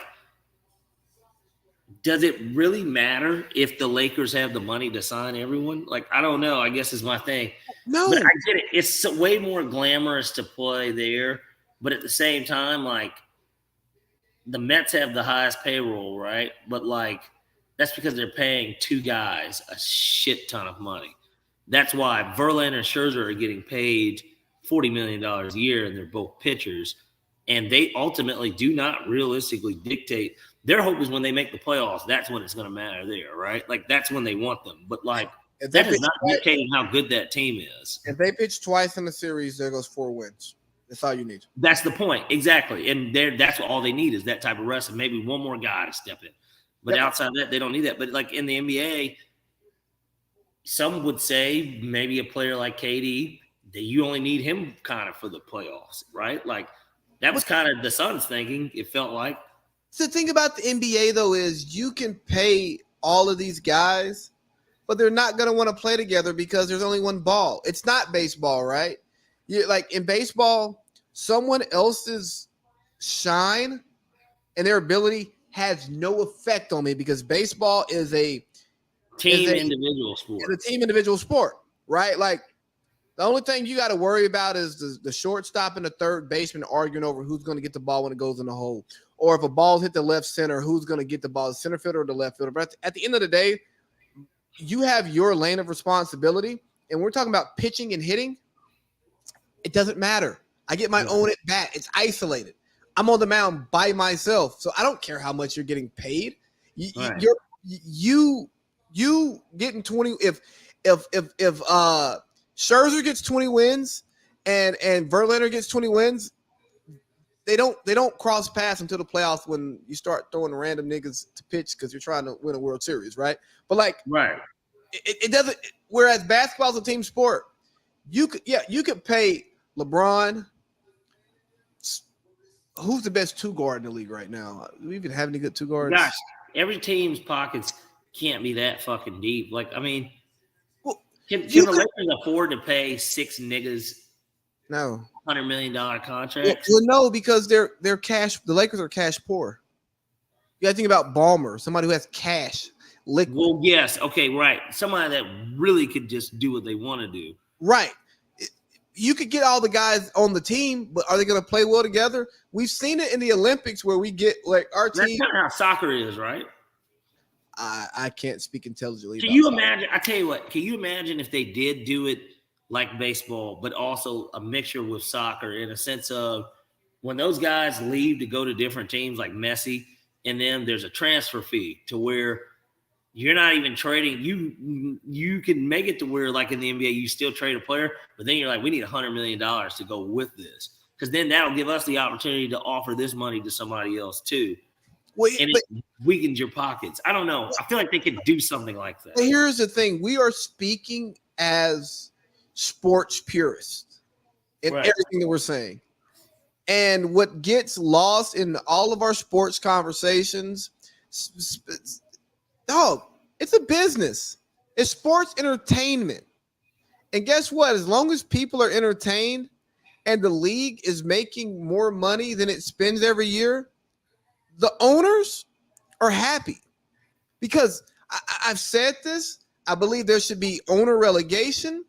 And I think that more people who are lifers in the sport should be rewarded with the opportunity of ownership, not the person who can just sign the $5 billion check. Yeah. And it's a business, and more owners want richer owners to come in to pay to bring teams in because it makes them more money. I got it. But when you got your man's out in Phoenix who buys the team and he says, you know what, I want KD, and his GM and his head coach says, hey, look, we value his talent, but we got this new CBA coming, and we're already paying Book this, we're paying CP this, and we're paying Ayton this. If we bring in KD, we're going to give up depth and spots at players that we would not have to pay at that rate. And the production that we're getting from KD, no, we don't have anybody else who can give us that exactly, but we can make some of the parts meet that with what we already have and have him run the spin. He goes, no, bring him in. Well, and then he looks at him too, and he says, and he also hasn't played in the All-Star game in 6 years. That means he's always hurt when that comes around. The Knicks fucking hurt by February every year. And then he also looks at me, he says, and guess what? And he's 34 years old. Like, the nigga's getting old.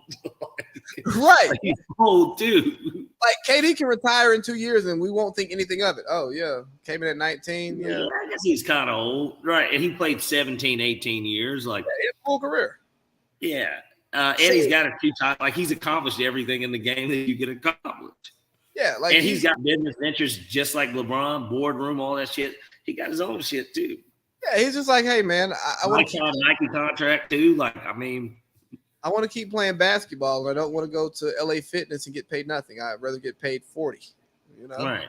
So, when you don't have owner, when you have a league that the fan base is caring about the product on the field, on the court, but then you have decision makers who are only concerned about the bottom line, you get fucked up CBAs like this. You get decisions that just make absolutely no money, like Mark Cuban just unloading salary to get Kyrie that he knows is going to walk because he's like, you know what, bro, like, you just save he has no choice. Sure. Either that or lose Luka and or trade Luka now anyways and just try and figure out what the fuck you're going to, because you're going to be tanking. You're going to be bad for a minute. You know what? Nobody wants to lose. I mean, nobody wants to play with Luka. Nobody wants to come to Dallas. Bob Myers, he stepped down. I haven't read anything about the why. I think I know why. But it's been looming all year. They didn't renew his contract. Some might say that he made comments that turned Kevin Durant off. But I think that was tongue-in-cheek. I think KD just wanted to move on. Yeah, I do too. Because he had did what he wanted to get done, and the only thing anyone would talk about was the fact that he did it with them, and he's like, "Well, I'll show y'all," like type shit. Or and I can move to Brooklyn. I mean, I don't know, but like I mean, San Francisco's cool, but like, if San Francisco or Brooklyn, 1, 2, 3, New York. Yeah, as I said, I'm moving to New York. Like, what are we arguing about? Like, I'm not even thinking twice about it, honestly. And I love California, but I'm in LA, so like, I mean, if I'm gonna pay high taxes and I'm not even in LA, like I'm in LA in the off season already. Like, no, you know what? Let me go to New York. Let me again build my empire out in New York because I have the tech relationships now. And it's the media capital of the world. Right. I don't have to live here anymore to do business here. I've done enough business.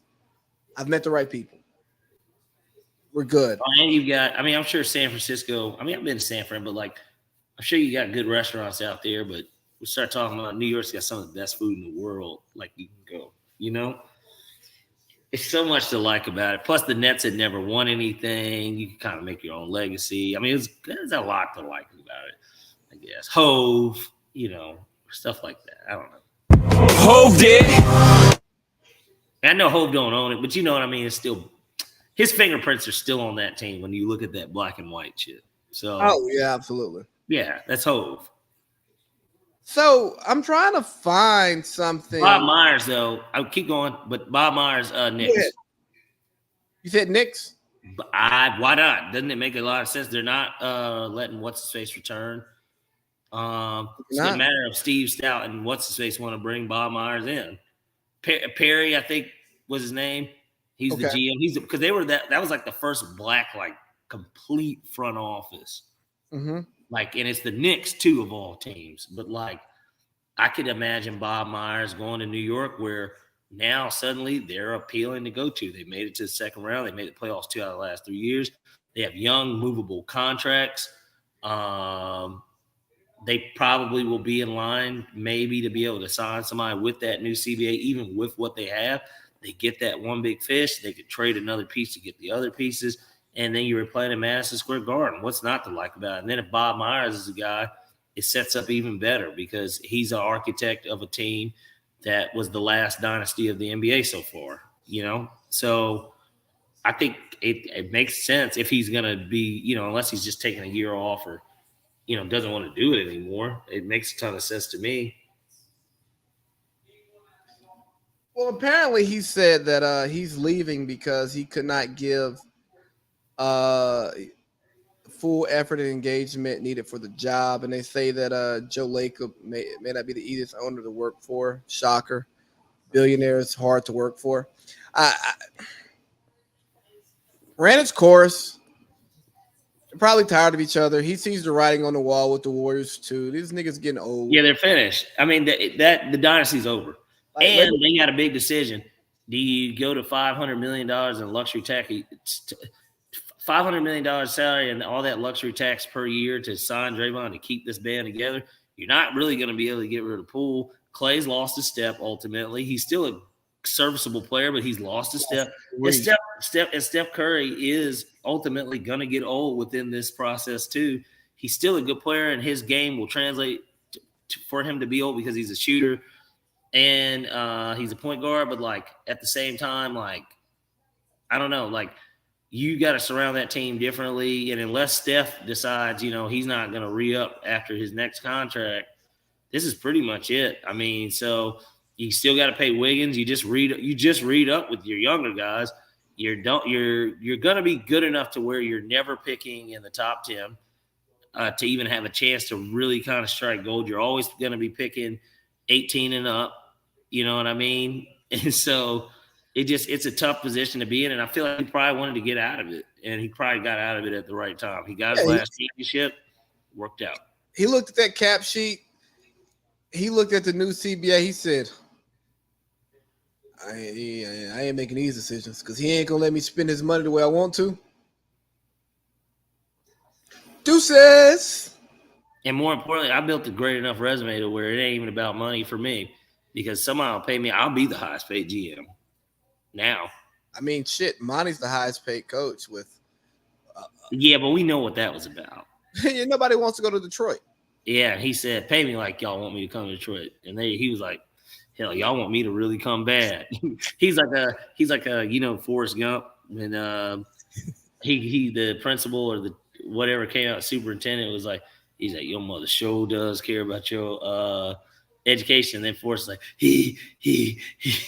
That's just about what that is. You know what I mean?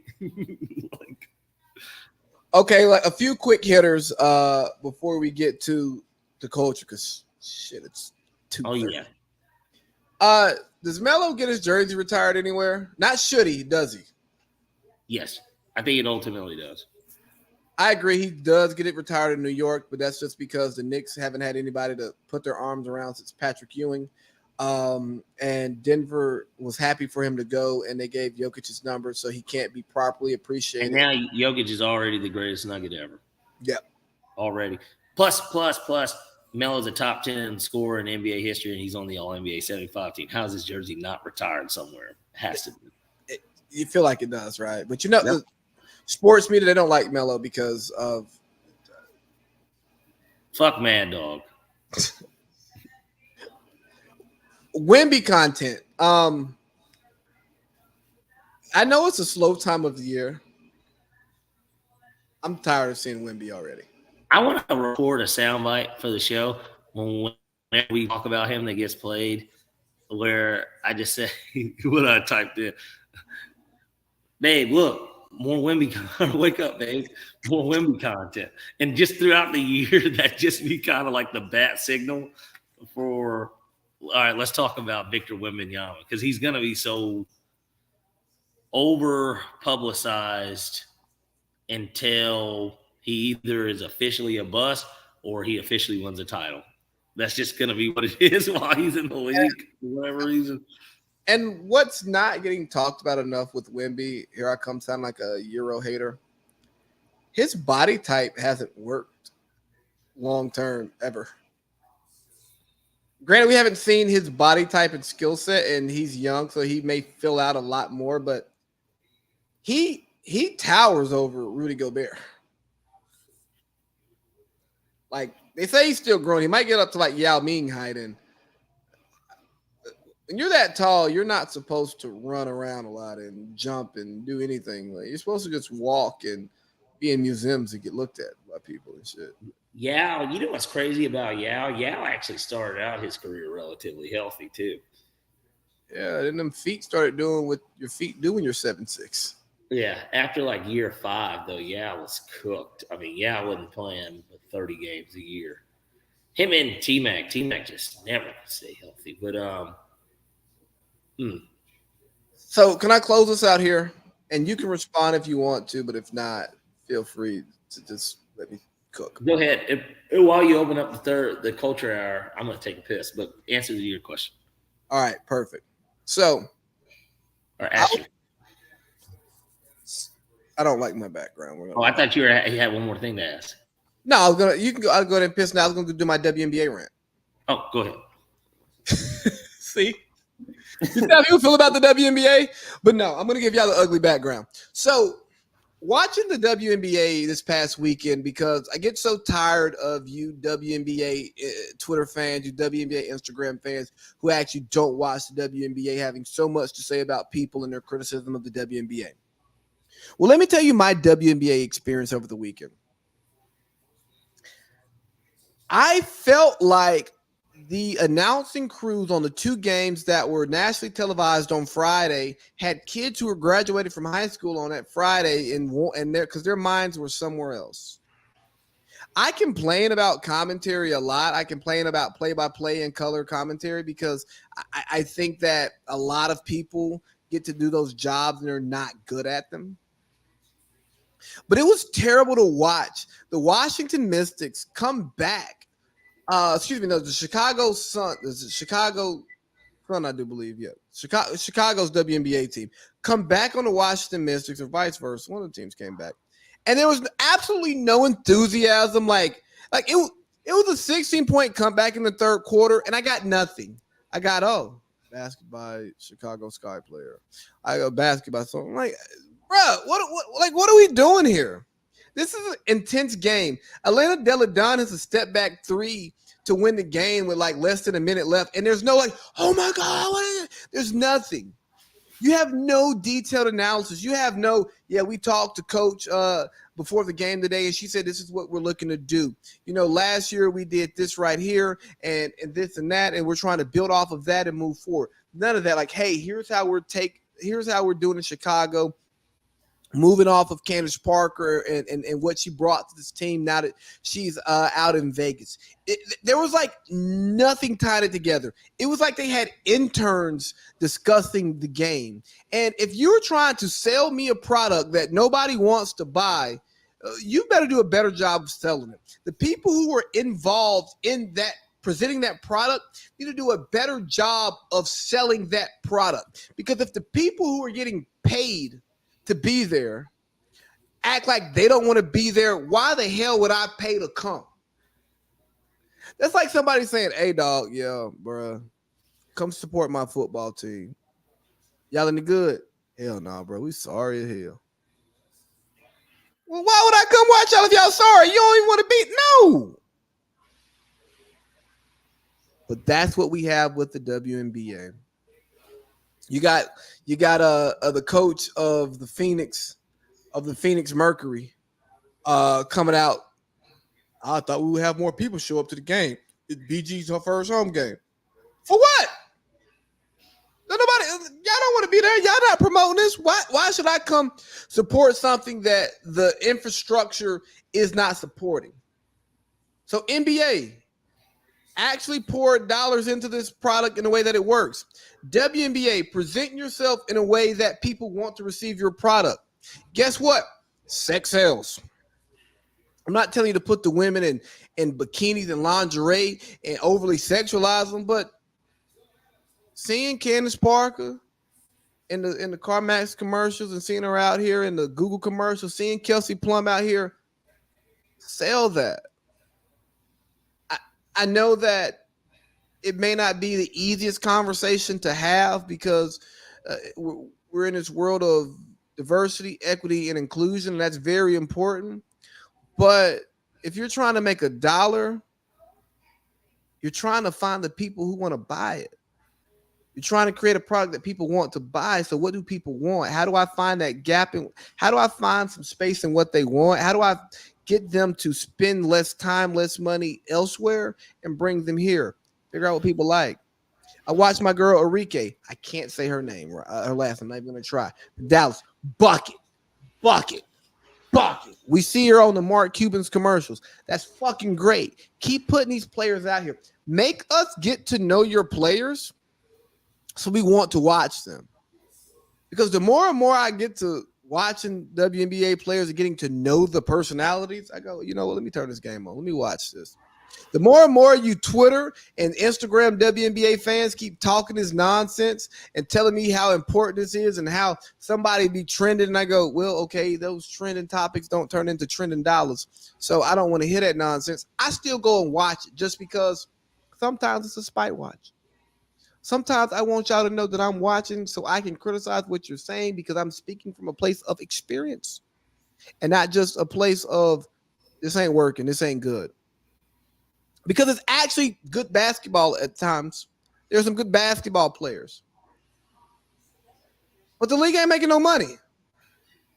And because the league's not making money, they're not bringing people in to actually prop it up. Maybe with your broadcasters, you should create a pipeline that leads your WNBA commentators to the NBA, to jobs at ESPN, to jobs with your other corporate partners. Or if they're good enough, if they like it, they become the primetime WNBA team, if you can get primetime games, right?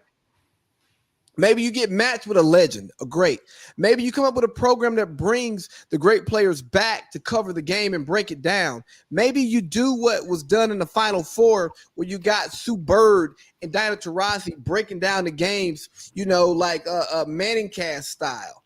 I don't know, but what y'all got to figure out a way to make people who don't want to watch your product because, basketball purists will talk about the great basketball that's played in the WNBA and how they fundamental. You see good screens, you see good offense, right? You see good mid-range, you see good layups, you see no dunks, you see good threes and all of that stuff. But you're pissing on me and you're telling me it's lemonade. And you are looking at me, you're taking a piss in a cup, and you're saying, here, come to my lemonade stand. I go, how's the lemonade? I don't know, man. It's fucking piss. It's like, you want me to drink that? And this is not a knock on the women playing the game. It's a knock on the infrastructure around the game because it's half-ass selling. Maybe y'all can sell this Caitlin Clark and Angel Reese rivalry into next season, into the WNBA, so you have your Bird Magic moment. Maybe y'all can, use the popularity that these women are getting NIL. Because look here, Angel Reese has not left my algorithm since the Final Four. I saw her today in Fashion Nova, Sports Illustrated. She even looked awkward trying to be pretty and shit. And she's a naturally beautiful girl, but trying to be this pretty girl, modeling shit. It looks super forced and awkward for her because it doesn't fit with her personality. She seemed like a girl who'd be fine as hell in sweatpants and Nike slides and her hair up when she ain't even trying to be fine. And then when she actually try to be fine, she don't even look as good as she look when she ain't trying to be fine. That is not a knock. That's a dope look that I actually can get behind. The I'm fine as fuck when I don't even try. So, but that's I don't know, Parlay Pete, and I know you were gone for most of this, man. I just think the WNBA is just. Well, it's back, is what it is, because BG's back. So Man, that bullshit. Wasn't nobody Well, I'm back. sorry. The WNBA is not back because BG's back. Basketball. Basketball was back in the middle of the NBA playoffs. It was during the conference finals talking about basketball is back. No, Hasn't basketball. been basketball. You can't spell basketball without a B. All right. Can't spell. And you can't have a basketball game without BG. I will tell you there's something else I would like to say. It's basketball aim without BG. So You can't say ooh. You can't spell ooh agger without BG either.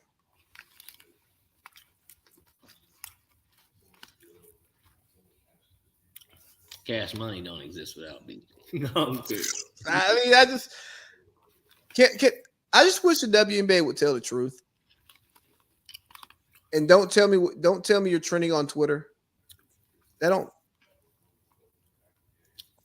don't make money. You know who doesn't trend on Twitter often, but they're a walking bag? What? Skip Bayless. And in hour 3, we will cover Skip Bayless and Shannon Sharp's breakup. Parlay Pete. AC Lee.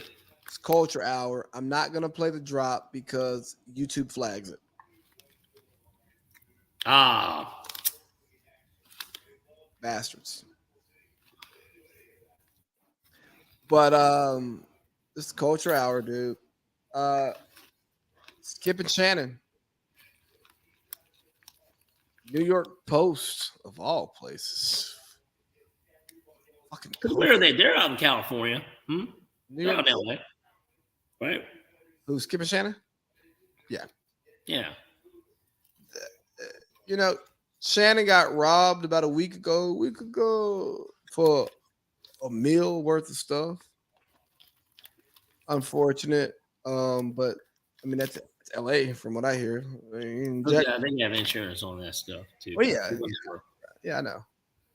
But comes out Skip and Shannon are Shannon was bought out of his contract. He'll be leaving FS1 or Fox Sports, like Fox period. FS1 undisputed after the NBA Finals. His podcast will also be leaving the network, which I think was a power play for him. I'm not shocked. I'm actually happy because I hope that Shannon Sharp gets out of debate television and is allowed to. I want to stay in sports TV, and I would love to hear from him every day. I would love for him to be more on a around the horn type show, even like a PTI setup or First Things First with like Nick Wright and them do. Like we debate when we disagree, but we discuss when it makes sense. Right. Because what him and Skip did, well, I believe is disingenuous. Because I mean, my God, how many times do we have to talk about LeBron? But some of the things that came up with Shannon wanted more creative control in the show because he started seeing the clout that he brought, who he was, and Skip becoming a meme too. Like he became kind of this meme to a degree. But Skip is like, I'm the OG. Like there is no this without me. These type of shows, this show is birthed off of what I did. And I brought you here for this show specifically based on the chemistry that we built. And apparently LeBron, he was tired of doing the LeBron stuff, the way Skip talked about him, because that's actually like his guy. Which is why you people in the media should limit your relationships with people because, like, talking about them, you got to find that separation of church and state for it to be fair. Yeah, but I get it, dog. Like you're one of his biggest fans on TV, and you are the caliber of athlete who can actually talk with him. So it's a little bit different because and appreciate the hard work and dedication and knowing that, man, at that age, most people's bodies and the amount of ball that he's played, like even if he played a different sport, but like still athlete to athlete. Bro, you were something else type thing. Shannon is the most decorated sports talking head. Like there's not another sports talking head who does the every day who is as decorated as Shannon. Because Shannon's decorated to a lot of these niggas we see on Sunday, like who show up. Yeah, well, because at first I was trying to think, I was just like, even commentators, I was like, is there anyone? Troy Aikman will be second, maybe. And that's only because Troy obviously really probably wasn't that great of a quarterback, but Troy is a Hall of Famer and he's a 3-time Super Bowl champ.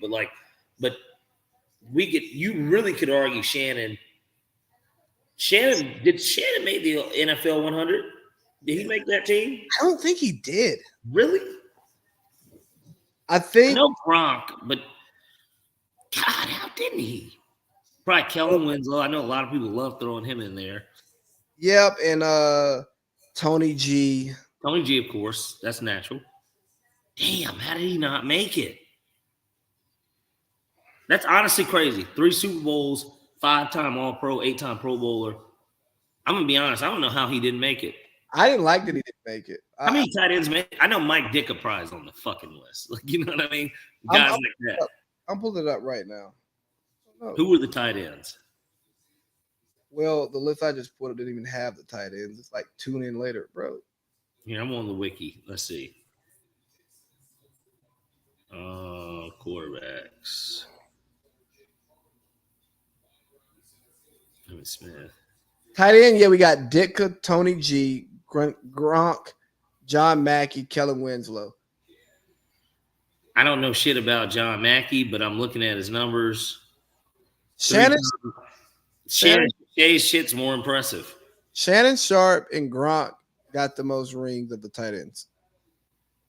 And when Shannon left, he had the most rings of the tight ends. Because I don't know if you remember when Tony G started with Fox, they had him doing the Fox car wash. He'll come undisputed. Yeah. One day he was trying to cook Shannon, like, skip. He know his name. And he said something like, and they would go back and forth. And you know, they were in the same division though, too. Yeah, but and Shannon just was like, I got 3 of them things. I didn't go 13-3 and get sent home first round. and yeah, I felt like he should have been in the top in the NFL 100 also because of the way he revolutionized the position. He had the body of a blocking tight end that was a receiver. He crawled so Tony G could walk and so Kelsey could run into the Hall of Fame. Like, you know what I mean? Like, he is the evolution of that tight end. Gronk was more of an end of line tight end, more so than Shannon was. I mean, Shannon obviously could block some, but like Gronk's the best tight end ever. Like, I don't think there's an argument I don't even want to talk about it, right? Isn't it crazy we lost to them without him? Forget that Gronk did not play in that game, but he missed Super Bowls. And I know. That's what I'm saying. He missed our Super Bowl specifically. Yeah. He did not play in that game. We had no answer for him. We had nothing for that. Yeah, because what were they going to do? Get Vic to chip him, and then I guess Debo was probably supposed to pick him up, maybe, or Keanu Neal. That's it. Well, long day. Yeah. But like again, like you start thinking about the people who get to talk about sports, period. Like Shannon's one of the most decorated from individual to team and all of that stuff. And Skip Bayless is who he is in the media game. He's covered sports for years. He's created a lane. Like he's created sport. What sports talk is today is Skip Bayless. Like Skip Bayless got a lot of sons out here. And you have to respect what he's done he revolutionized the industry. He is Steph Curry. You know what I'm saying? He is Michael Jordan. Like that's Skip. You ain't got to like him, but that's who he is. And at some point, the egos were going to clash.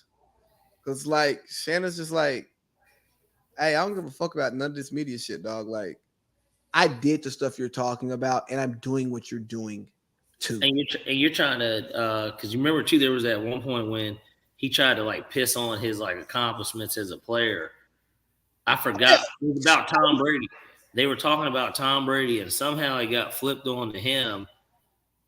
I'm gonna pull it up as if he was almost calling him not one of the best tight ends ever or something. And like, But yeah, no, for sure. It is one of those creative differences, just in a sense of even how debate goes. Here go.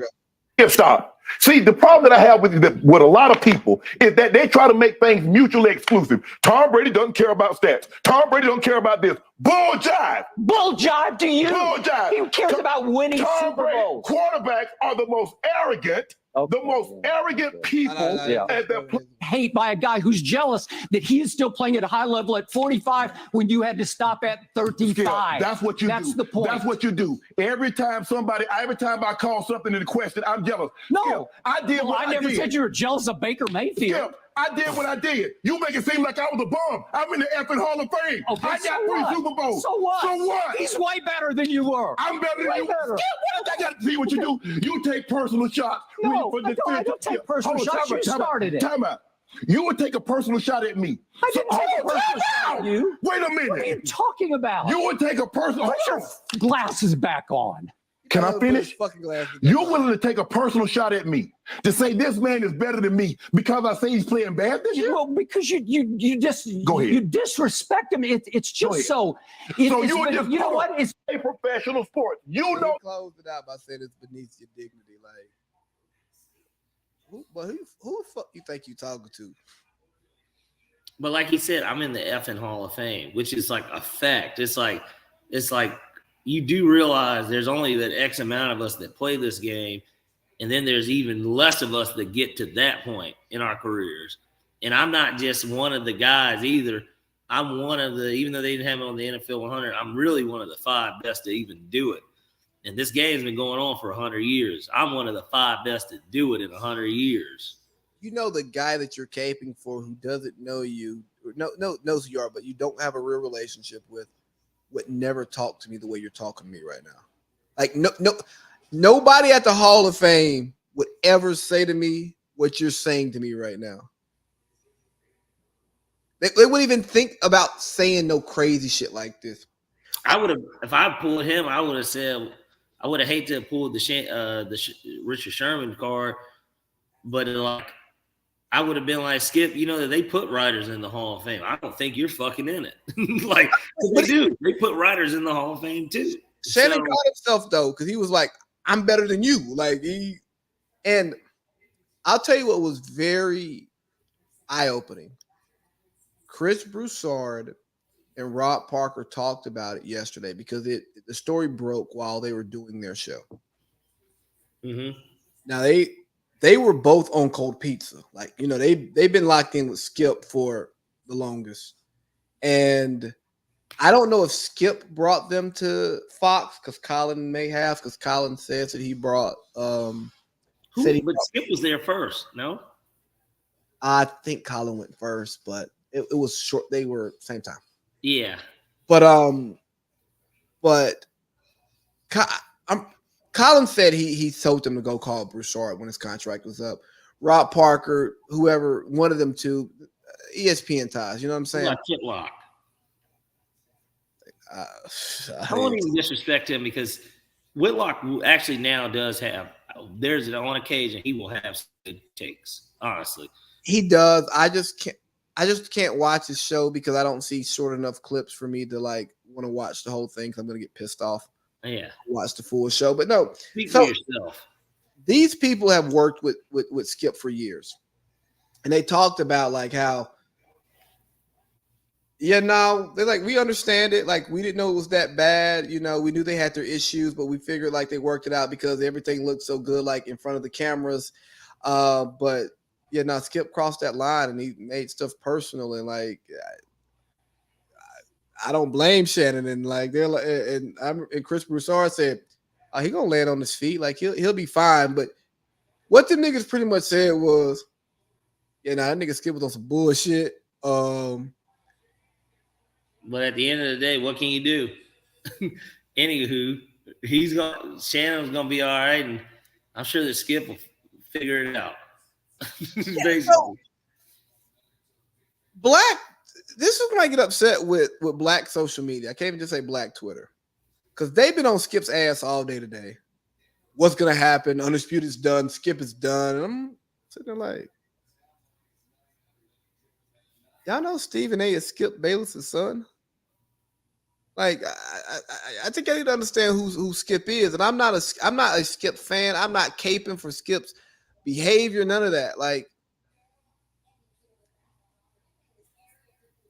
Stephen A. is the highest paid sports talk guy, quote unquote, in the TV shit until Pat McAfee signs his new contract with ESPN, and then it's Pat. But in your traditional media type of people, Stephen A. is the highest paid. Stephen A. also works more hours than everybody else. His hourly rate ain't great. Right. Angle salary, amazing. That nigga Skip does pre-production, show, and he probably don't even do a post-show wrap-up. Them niggas lead the show, all right, bet. Holla at you. He don't watch games. You can tell Skip Bayless don't watch games. Nah, he don't watch sports. He talks about it, right? Keep talking, by the way. I need to grab something. Keep talking. But for people to think that Skip is just gonna just flounder and fall, it's not gonna happen. He has relationships. Fox has money, and they'll find somebody who Skip wants to work with, and they'll put across from him. I hope it's not. I hope it's not Emmanuel Acho. I don't think Emmanuel Acho deserves the more desirable sports talk time slot. I don't think he's good enough. I think he's really bad, actually. But Skip's going to figure it out. I'm not rooting for or against him, but I think something is more important here. I think that this is Skip's second breakup. And neither major breakup really makes sense. As he and Stephen A. broke up, it was when Stephen A. became the guy. And Fox offered Fox offered Skip the money that he wanted, just do his own thing and work with someone else who was his guy, but not the guy. And ESPN offered Skip money to come back, and Skip said, "No, I'm good. I like it over here at Fox," and Fox matched the offer from everything that I read. But now that Shannon has kind of started to ascend, and people watch the show for Shannon, he has Club Shay Shay, which is also giving numbers straight to Shannon, separate of Skip. Skip gets a pretty good guess and good stories out of him. Like great. The Steve Harvey, Cedric the Entertainer thing.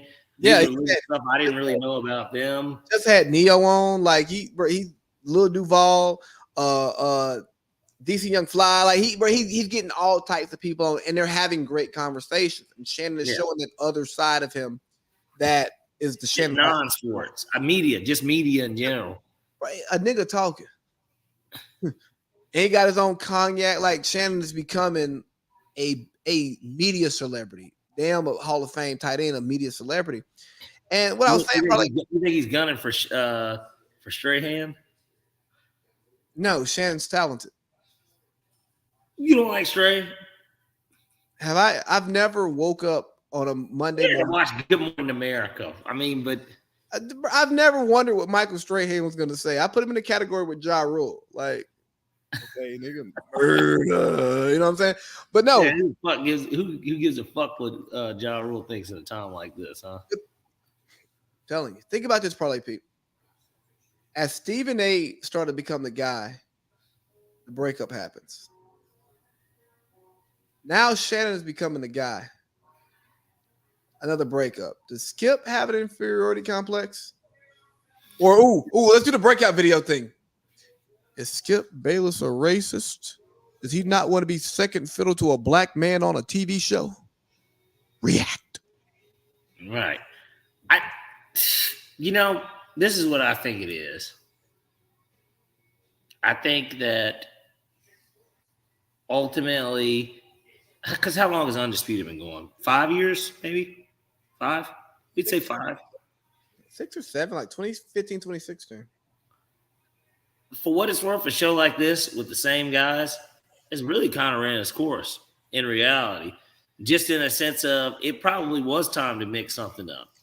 And it probably didn't help that there were clashes that were probably a little bit more personal than people were led on to believe, whether that be based on what we saw or what even happened behind the scenes. But like, it's an opportunity for Shannon Sharp to get on another platform and probably have his own thing anyways. I mean, he's obviously taking the Club Shay Shay with him, but like I don't think he's going to ESPN. Actually wants him to. But what would they do? Would they replace Booger on the Monday Night Countdown with, like, I mean, where does he go? What is he, you know? I don't. So for one, no. I think he goes to NBC. I think it'll be something more along the lines of Peacock or something. I think he might get grabbed up by a. You think he goes back to CBS? No. I think he gets grabbed up by a streaming-based platform, maybe a gambling-based platform who's looking to expand their content. Somebody that we don't know about who has money. And I listened to McAfee talk Something about that'll be similar to like a McAfee / Barstool. maybe. So McAfee was talking about it today. Because the great thing about McAfee until he officially goes over to ESPN is that he talks about the topics that the networks won't talk about. Like ESPN is not going to talk about Shannon, obviously, because they're pitching offers at him right now. They don't want to piss him off because Mad Dog says, hold on. I want to keep this seat. Right. You two niggas ain't going to be arguing sports all day. Y'all tried it with Michael Irvin. Nah. The Mad Dog's here, but Justice seems to believe that Irvin would be the person that would get hired by Fox to replace Shannon.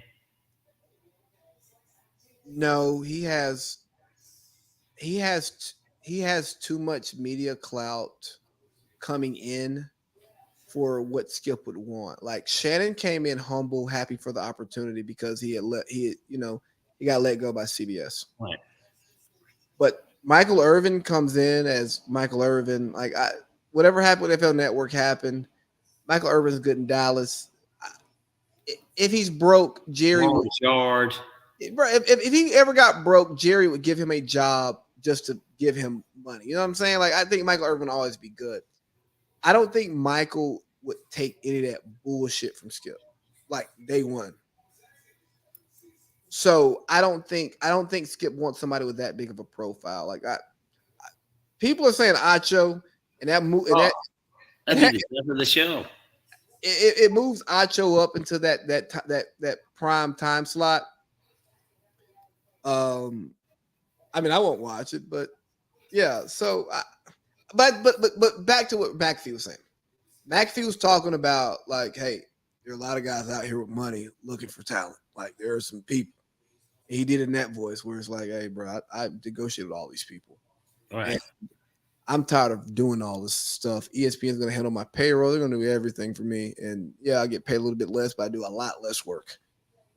Sign me up. So I think McAfee was saying that some niggas who offer me money who are going to give him the show that he wants, because I doubt he wants to leave LA. Especially now he's with Hollywood Mugler, his stylist and stuff, and he's building his team out there with Mr. Eggplant Man. I don't. Nigga said his stylist. I mean, that's his stylist. I get it. I'm just saying. I don't think he wants to leave. I don't think he wants to leave what he has in LA because he's actually like built up something out there. He's established out there. And then Club Shay Shay, like, it's easy to put guests in LA, man. I think it's easy. But they all live right there. Exactly. So we don't have no studios here. I mean, you got Tyler Perry, but like, I was gonna say, because I mean, obviously he's from Georgia. I'm sure he lived in Atlanta for a little bit too. He has a house in Atlanta. Yeah. I was just trying to think, would there be anything here? Because he wouldn't go to local, of course. The local couldn't afford him anyways. But nah, he could go independent before he could go independent with just Club Shay Shay and just read ads and shit. But radio's not dead, but radio is kind of dead. I was gonna say, what type of nationally syndicated show could he do? Maybe it's like The biggest radio is CBS Sports. They're, to me, like the biggest one. They're the biggest on radio outside of XM. But I don't know. I was trying to think. I'm like, will there be some sort of a platform where he could get on? You know, and I know this sounds weird, but if they wanted to, and depending on how it works, if BET really does this thing that everybody keeps trying to talk about, and they add sports and they made him like the guy, maybe he makes a little less, but BET kind of is, you know, BET's like LA. I mean, I guess they're New York too, but they're basically, when you think about BET Awards were always in like LA, 106 and Parks in New York, but then they'd have the hip hop awards like here. Like these are like the place where they do that shit. Where are the niggas? Could you imagine something like that though happening in a weird way? Like, I think it would be a step in the right direction, and just know if BT gets into sports and they get some rights to some HBCU games, hey, we'll give you some Manning cast. I don't want to travel. right. I don't want to go to fucking Prairie View. I'm just saying, in between fucking Rap City and goddamn 106 and Park, then there's Shannon's show or something. Like, you know what I mean? If they built it up like that, but it's the only sports show. I don't know. It would be weird, kind of, but you also only need one sports show because when you look at ESPN, what is that? That's a car wash. Like, it is the same topics it's just different people talking about it.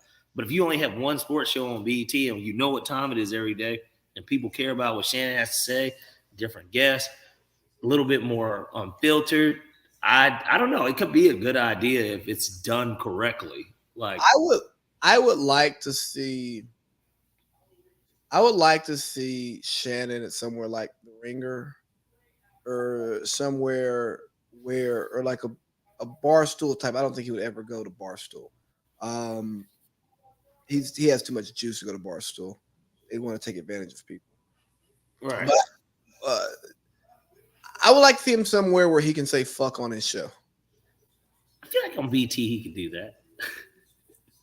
But no one's gonna watch it. It's BT. Well, who knows? That's what I'm saying. If BT gets bought by Diddy, that's just like kind of a weird kind of idea. I don't know that I think Tyler Perry buys or something like that. I don't know. Like, but it could be something. This breakup was inevitable, right? Yeah. And aside from all the personal, I mean, the show started in 2016. Joy has left, which was more so she's building herself up, which is why she left. Then Jenny Taft left just off of issues with Skip. Right. They didn't bring her back after a kid. And now the host, Jen Hale, is not even in studio with them. Like, it's them two at a table and she's off somewhere else talking. So it's really weird. But they listen to her more than Stephen A. and them listen to Molly. But last topic. Jesus, right? We're going here. Hey, we're at 12 p.m. on the West, or 12 a.m. on the West Coast. Oh, you know, with Lotto's her song, she has a Cardi B on the remix. I wonder if it came out today. What song is that? I think it's called like On the Floor or some stuff like that. Whatever that Lotto song was. Oh, you mean the one where they said she took Ice Spice's like flow or something? Yeah. Oh yeah. Yep. It's sure. It's out. Yep. Put it on the floor again. Yeah. It's Lotto and Cardi B. That's a lot of ass. That's showing. Moneybagg Yo just dropped his new album, and Metro dropped the album today. The Spider-Man thing. Yeah. Is this for the movie? Yeah, it's like the second like Spider-Verse or something. I don't care about this. Yeah, I do. I'm gonna listen. There's a banger, maybe. I'm ready for the future Metro album because Future already tweeted it out. So I'm ready to hear a mixtape by them. That's what I want to hear. Did you listen to the Dirk album? No, I don't listen to Lil Durk. Gunna dropped his song too that Boosie is against because he's not from the streets. And real quick, I know you're not gonna hear this, Kevin Augusta. Get the fuck out of my DMs telling me that I'll never understand Boosie and stupid ass street culture and then try to be a pretentious prick about it, I should respond to you in my DMs with some of the same stuff. But, bro, anybody, I am anti-street culture. I think it's stupid. I think anybody who follows it is stupid because guess what? People who are actually facing like real penitentiary chances, they usually fold. A few people, yeah, they stay silent. There are some who stay silent, and they stay stupid. And we have to think about, right, the people that stay solid stay stupid because or they're poor and they can't afford attorneys. Well, there's that, and then just in reality, they live by the lives of others and not themselves. And that's where the issue goes. They don't do what's best for them. And it ain't a selfless thing to do, I guess what I'm saying. I guess maybe some could look at it as selfless, but it's not selfless. It's stupid. Like, nigga, you're not doing yourself a favor with this. You know, when you're selfless, there's the greater good of loving someone else or just, you know, looking out for other people. But it's another thing when you idiot, these people don't even care about you. Like, you know what I mean? Like, you're just an idiot. Like, hold on. Nah, dog. He wrong because he snitched. He's supposed to be held accountable. So you're not? If we want to talk about accountability, everybody involved should take what they deserve. Oh, right. You didn't get caught, so you shouldn't be held accountable because that person got caught. They should be held accountable. And then trying to tie street culture to rap and say, oh, because he didn't stand on what he said, even though we know everybody caps in their raps because it's creative. That and then it's entertainment. Yeah, it's entertainment. Like, but because he lied about something in his song, we can't rock with him. Yo, the white man got y'all's head so fucked up, being consumed with this lifestyle and this dumb shit. Cause I promise you, your favorite gangster snitched. You put Gotti in your Instagram name, your Facebook name. Only reason why John Gotti didn't snitch is because he got snitched on first, because he was planning to snitch. Like, I'm actually like, I really like mob history and shit, so I watch way more YouTube videos than I should on like mobsters talking about their experiences. And I know some of these be lying, but most of them snitched. Once they came up with RICO to make people snitch. Like, I think RICO was a terrible law. I think it's fucked up. I think it's unconstitutional. I don't think it should be a thing. But because it is a thing, it's used. Nah, bro. Like, yeah, RICO, snitch. You mean because niggas told? I mean, it's just like you and I do a podcast together, right? Let's just say we commit a crime or two together. We're not even like a crime family. We just commit a crime or two together. Right. Then you go off committing other crimes that I have no idea about. But they got evidence that you and I committed this couple of crimes together. AC Lee Parlay Pete podcast. Oh, they have merch. Oh man, this is a gang. Exactly. And they sit up and they talk about this shit all the time. So now, every crime you've committed, every crime I've committed, we've committed in the name of the gang. So now I done went and got 4 bodies that you know nothing about. And they saying, hey, we're going to give you 50, no parole, if you don't tell us what your man's be doing. What did he do? Right.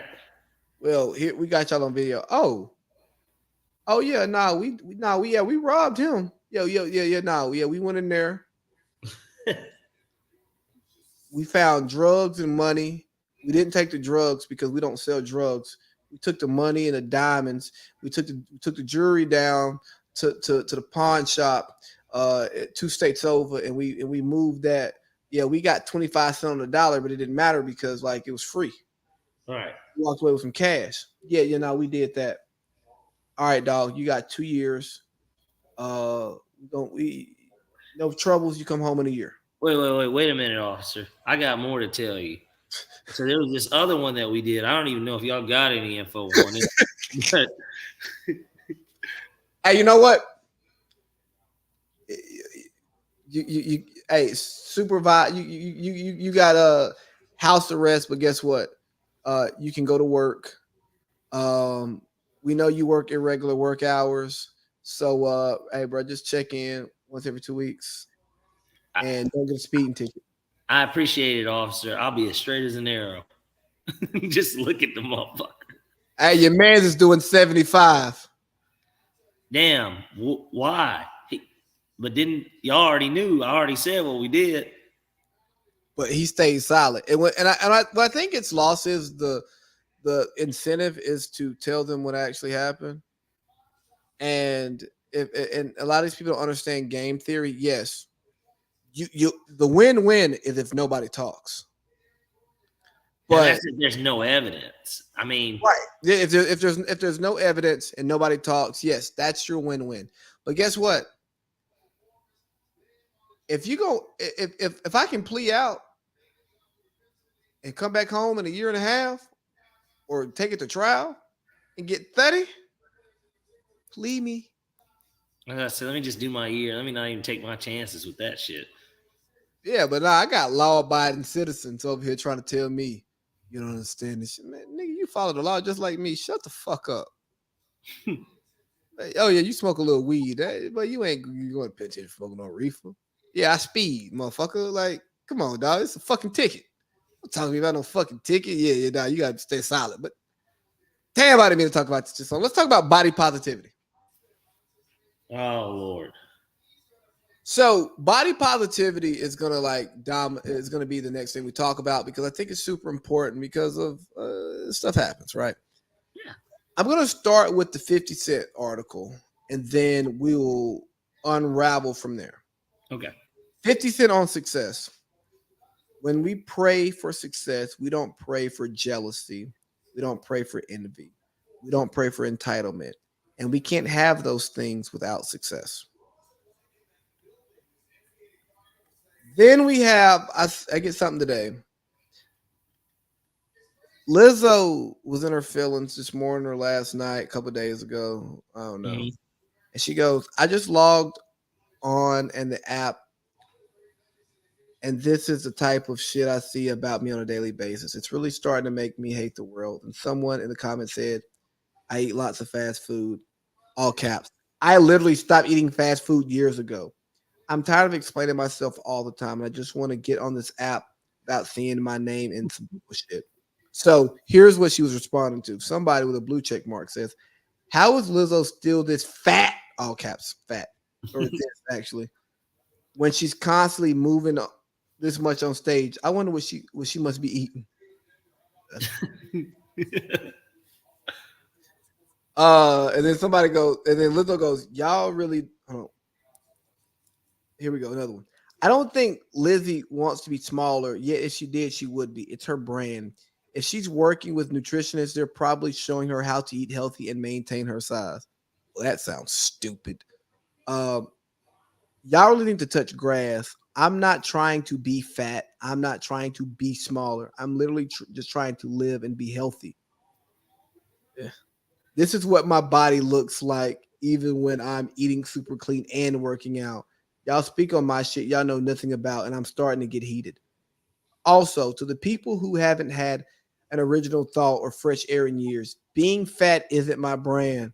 That's cap. Being fat is what my body looks at. I think that means like. That's it. That's all. My brand is feel good music. My brand is championing all people. My brand is Black girl liberation. How the fuck? Hold on. Before you go in, how can you be my brand is championing all people? My brand is Black girl liberation. You can't champion all people and then stand on Black girl liberation. Like those two things cannot exist at the same time. Because black women are a certain type of people. It's a specific group. Yeah, and there are some people who do not champion Black women. And so if you're championing those people, then you are not championing the liberation of black women. That's why that's why these music artists. Here's what they get that the athletes don't get, or the athletes get that they don't get: the fucking press conference. Yo, like, no, Lizzo, you need a press conference.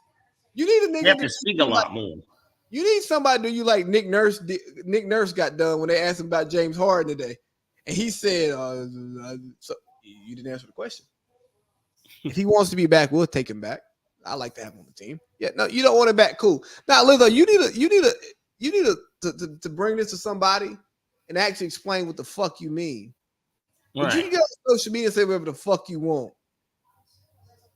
And I make music for black women and everybody else, and it's just like, David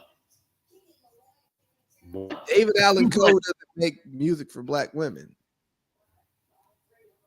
I got shit. We don't make a podcast for black women. For being honest, black women don't want to hear what we're talking about because liberal black women, enlightened. We hate this shit. You're more educated black women hate this podcast, but not that they are, but would fuck the shit out of us if we talk to them. Because there's a difference, you know. I hate your politics, but I love your cock. And more importantly, I love that you're standing on what you're standing on, and you're not, faking it. I guess, like a lot of people do. You're not lying to yourself or to me, I'll let you go on Twitter and bash me and my beliefs, but yeah, I'll bash you when you're done with this. Hypothetically speaking. Of course. Yeah, but it's. And then the last piece here, and we'll have the full-fledged body positivity conversation that we had. Allegedly, the mother of DC Young Fly's children passed away today. Well, she did pass away, but allegedly after having her mommy makeover surgery. I don't know if that's what she passed away from, and we're not really going to talk about her passing at all. I don't want to go there. It's too fresh. I don't know her. She has children. She has family, and I don't ever want to come off insensitive about what just happened to her. But I do want to talk about a mommy makeover surgery. I do want to talk about the pressure of women feeling like they have to bounce back so quickly. I do want to talk about women feeling like they have to look the way that they looked before they gave birth to be desirable. I do want to talk about our society's obsession with plastic surgery and this perfect body and this and that and the third. And I just want to put this out here is I know some guys who've had a decent amount of strange. Who've been with some. You take the spectrum of women, and a lot of them have been to the locker room.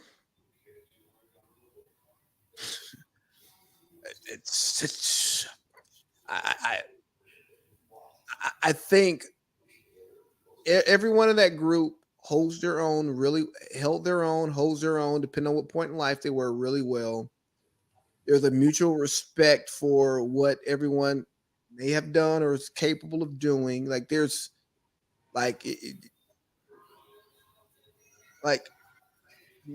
there's no one in the locker room that if you're single and you're going out that you're afraid of taking him out with you because he you're can't. Like, man, we're gonna lose tonight. Yeah, like there's no one in that group like that. Yeah. And this is a group of guys who have been at some point together since 2011. This is 12 years of this shit. Like this ain't. Yeah. We didn't meet when we had. We're not new to this. We're true to this. Yes. So I say that with saying, man, bro, have we ever really cared about the tummy tuck BBL ass bodies and shit? It's cool to look at. Yeah. I mean, you're not gonna turn it down. But like, certainly, maybe we've had preferences, but like it's It's but not. that's not gonna. That is not a.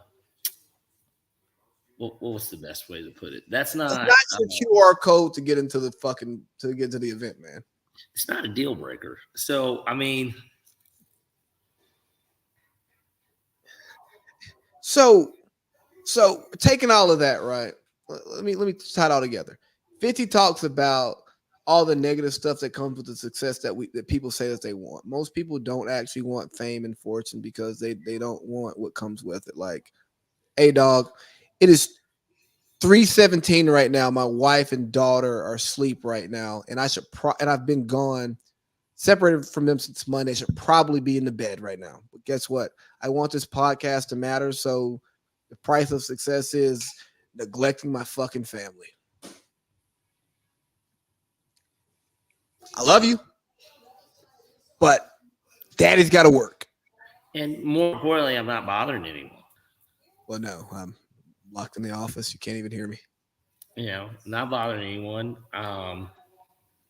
And it's not as if you don't know where I am. Yeah, there's just like a lot of stuff, right? Yeah, bro. Like, yeah, it's not like I'm running around in the streets doing none of that shit, right? But the price of what we're trying to do with this platform, shit gets uncomfortable. Yeah. It's like, niggas want to go to sleep and niggas got to wake up in the morning. But guess what? We're working. That's part of it, right? Yeah. Lizzo, with the body positivity that you promote, guess what? Everybody's not body positive. Everybody doesn't think your body's positive. So you have to take the arrows that come with that. Like, hey, somebody gonna call you fat. Somebody gonna call you obese. Somebody gonna say that's your brand. Because guess what? You being the loud fat girl that say it's okay to be fat, but then getting your feelings hurt by being called fat, that's your brand. That, and then every time that you speak, it's about your weight. It's never, about What did you call her in pre-production? what? Austin Powers movie. Oh yeah. She's like the pop version of Fat Bastard, like from Austin Powers.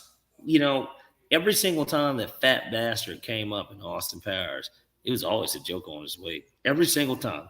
There was nothing in that movie that didn't kick back on how fat he was. And that's kind of what it is with Lizzo.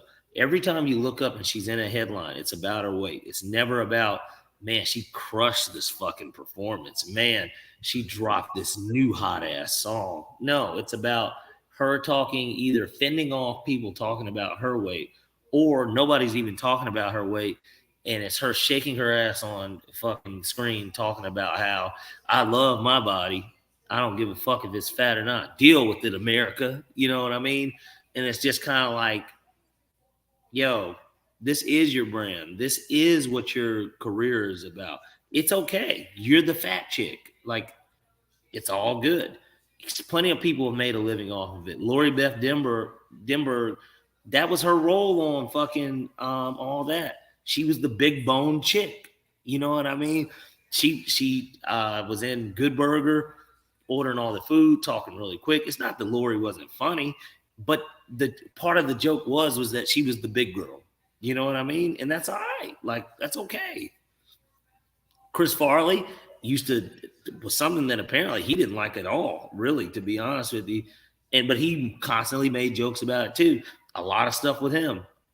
Chris Farley's funny as fuck to me, but like at the same time, a lot of his humor was in his body. He did a lot of fat stuff, and that's what kind of made it funny. Like, you know what I mean? We're not laughing at you necessarily because you're fat or laughing with you because you're fat. We're laughing because it's funny, and it just so happened to be that your brand is fat, and that's okay. That's what it is for her. That's your brand. We talk about you because we talk about how fat you are. But I think it's and that's where it goes to the mommy makeover, right? The inability to accept who you are and what you are. Like, hey, dog, you ain't gotta like it. I wish I had a bell to ring. And you can work to improve it, but some things won't change. Yo, I was born November 18th, 1991. I cannot change that. There's nothing I can do to change when I was born. Oh, I was supposed to be born in January. I was supposed to be a Capricorn. I'm a Scorpio. I want to be a Capricorn. Well, no, bro. Sorry, you can't change that one. Right. Sorry. I can change the length of my hair. I can change my job. I can change my facial hair. Change my outfit. Change your gender. I mean that is something that is available now. Well, that's tied up with Pride Month, which was what we started with. True, but you remember how in science class back in the day we get taught like the difference between physical changes and chemical changes, like once you burn something, it's burnt, right? But like you can rip something, but you can like put what you rip back together because it's not like forever changed, right? It's altered, but you can fix it. That's where I think we're losing sight, and I think that's where our society has become so dumb that we throw everything into the same bucket, and it's like, no, there are differences here. Lizzo, you can be appreciated for being a boss ass fat chick, right? Like, no, I'm owning this. I'm gonna show my ass off and do all of this. Yeah, I'm gonna be out here in a bikini and fuck it. Also, there can be somebody say, "Hey, dog, somebody tell this fat bitch put some clothes on." That too can exist, right? And two things can be true depending on the lens that you look through, and everything's not the same. So we can't put everything in the same bucket. And I really hate that there is, with more information, with more knowledge, with more technology, we're getting to a place to where we are trying to chemically change stuff that are physical changes. And we're trying to physically change things that are actual chemical change. Like some of the stuff, like, hey, bro, like I'm not, and this is not a gender conversation for somebody who might try to aggregate what this stuff becomes used chemical and physical. No. I'm using like actual scientific terms. It's like, hey, dog, this shirt's red. The fucking red shirt. Right. It's a Georgia Bulldog red Nike shirt. That's what the fuck it is. Yeah. Well, I wanted to be a Tennessee Vols shirt. Well, go buy a Tennessee Vols shirt if you want to make it a Tennessee Vols shirt. Everything doesn't have to be transformed. Some things can be fucking replaced. Right. And everything is not supposed to be everything. And like when it comes to like bodies, everybody's not supposed to look the same. Like Lizzo standing on her body when she's feeling positive about it, I think it's amazing, right? I'm not into it. Not at all. There's nothing for me. But I support her doing that. Women who want to go get their bodies fixed, hey, that doesn't do it for me. I think that you should accept your body, and I think you should work to make it what you want it to be, and you should accept that it can't be that. Like, hey, dog, I can't do quantum physics. So guess what? I don't want to do it. I figured out what I'm good at. I'm good at talking. I'm good at talking and getting people to directing people to support me in my goals, right? In my professional goals. So that's what I do. And I look for jobs that keep me in that same space of like in my strengths, right? But I ain't saying, you know what? Parlay P, I want to be a fucking astronaut, dog. Nah, nigga, I can't make the cut. Why can't we do the same things with our physical limitations? I think it's fucking... Because that's just not the society that we want to believe in. We want to believe that, Santa Claus is real and that the tooth fairy really does come in and replace that tooth with money. We like the idea of an illusion, and the illusion is that people don't realize shit comes with the territory. Like you said earlier, even with Lizzo, like you said, you can own being fat chick and being the bossest fat chick ever. But at the same time, the nigga down the street or the nigga on Twitter that's not necessarily just trolling, it's just him really stating his opinion, saying, that's a fat ass bitch. It could all be true, but it comes with the territory of it. If you're the boss ass fat chick, what are you supposed to do? You're not God, so why do you expect there to be perfection all around you or something?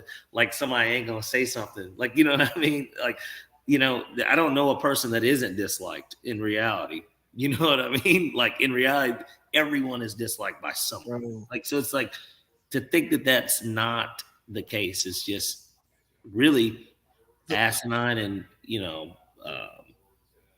it's narcissistic, right? And Yeah, really. we talked about it earlier in pre-production. It's super narcissistic to think that you are supposed to be accepted in every way that you present yourself publicly with people who don't actually know you, and that's where fandom gets weird. And even worse, you're rich as fuck. Like, you're rich, bitch. Are you fucking kidding me? Like the one thing that most people are out here trying to secure, you kind of already secured. I mean, I don't know her finances, but I'm sure she's a millionaire. So it's just like, you've secured the most worrisome thing. The one thing, today is the first. There are motherfuckers afraid about their rent that don't know how they're going to pay that rent. Like you don't have to worry about that. These are real life issues. People getting kicked to the curb, people not being able to feed their kids and shit. Like, these are real life issues, but you want to sit up and be mad because somebody called you fat and you rich as fuck. And you can block that shit out. Get off the internet. Tyler, the Creator, said this once. He was like, he said something about, internet bullying. And he was like, basically, it was on Lawyer Squad or something. He's like, turn off the fucking computer. But that's really what it is. Hey man, people, you got enough money to get away from people too that are like, you can get away from these people. People want to tweet but not be tweeted at, right? They want to you want Twitter mentions, but you don't want your mentions to say shit you don't want to see. Hey, you want to see retweets and likes. Yeah, but you don't want to see responses, right? It's again, like when I said something about Kevin Augusta for crawled to my inbox with that nonsense that he was spewing, right? Am I mad at Kevin Augusta for saying that? Absolutely not. Kevin Augusta can respond to anything that I post with whatever he feels like, and I can engage with him in whatever way that I feel like, right? Because that's the yin and the yang of it. That's life. But what fandom is doing is it's making people believe that you're only supposed to get the positives, and you get so much success, and it tells me a lot about her circle. You got a lot of yes men around you, yes women around you, right? You don't have people actually challenging you, because if Lizzo told me, even when I work out and eat clean, I still look this way, I say, you're a fucking liar. Now, go ahead and fire me, because I know my time here is over.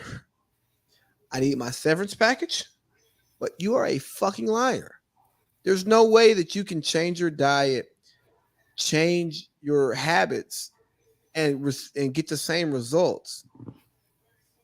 But we have career politicians and career educators influencing society way too much now.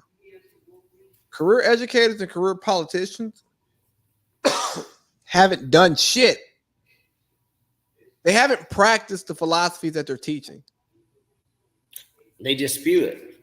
They spew it, and the more and more of those people who you have spewing it, and you have these journalists or these talking heads who graduate from college, go work their way up the fucking ladder to go talk about society. Bro, I don't want to hear somebody tell me about a housing crisis who hasn't worked in real estate. Hasn't worked in real estate. Let's say they do own one house. It's not like you own one house, but to everyone. Right. It's just like athletes getting upset with these career media members talking about what it's like to be an athlete. And why we see more athletes in media, because we need somebody to provide that counterbalance to say, well, no, when you're actually living it, here's what it's like when you're living it. And I think the perspective from outside in and inside out are both important perspectives. Right. It's the same thing in education. It's the same thing in politics, bro. You need people who've been in industry to fucking teach. Like, you need somebody to tell you, hey, dog, I'm about to teach you a bunch of stuff. You're probably not going to use any of this shit. You're going to use your interpersonal skills to get the job done, but you need to be able to speak this language so people take you seriously. Like, don't walk in there and saying, hey, what does accounts payable mean? But your job's not going to be to do anything with accounts payable. You just need to go to in the finance side of the house and be like, hey, here's what we're looking at doing. I forecast this affecting accounts payable, but please tell me like where this actually fits in because I ain't, you know what I'm saying? And they go, oh yeah, blah, blah, blah, blah, blah, blah, blah, blah, blah, blah, blah. Boom. Conversation over. Yeah. So I don't know, man. Me and a friend had a conversation. We can close it here, dude. Is the older you get and the more responsibilities you tend to have, when you decide to get out of your fantasy land and you start living in reality, you just naturally become a more conservative human being because you become way less idealistic about what's going on in society and you figure out what it's going to take to get you where you want to be. And that's all that matters. Yeah, like I have goals that I want for myself. I have goals that I want for Black people. I have goals that I want for people from the South. I would love for people from the South not to be judged by their country accent and being treated as less intelligent. But guess what? I turn my fucking accent off around people who may judge me for my accent. You know why? Because I want something from them. And if me talking country isn't going to get it from me, I'm not Kanye. I'm not like the 1%, the 1%, the 1%, the 1% who's so fucking talented and so fucking valuable that like, no, I can stand it. Doesn't matter what it is. I'm going to just say what I want to say, when I want to say, how I want to say it to anyone that I want to say it to. Yeah. That's not the way this works. Adidas gave him his $75 million back. I have not came up with nothing in my head to this point in my life that would net me $75 million. Not like that. No. And same here, obviously. Like, you know, and so until then, though, you know, I'm going to do what it takes to get it done. Exactly, man. Everybody's got a price. You got to give some ass to get some ass. And you know what? I'm not a virgin. That's a hell of a way to end this. All right, dog, man. This is fun. It's late. I'm about to go in the house. My daughter's probably up and I'm probably cursed out, but whatever. I'm going to go join mine. All right, dog. All right, brother. Another great show. See you guys next week. Absolutely. Sounds good. We out of here. All right, bro. Oh, even though, one more thing. What you got? Gambles. Next week. I have no details, man. I have a booked flight, but no details. Okay. That's Josh Holsey thing. Okay. We'll figure it out. Okay. All right, brother. Yep.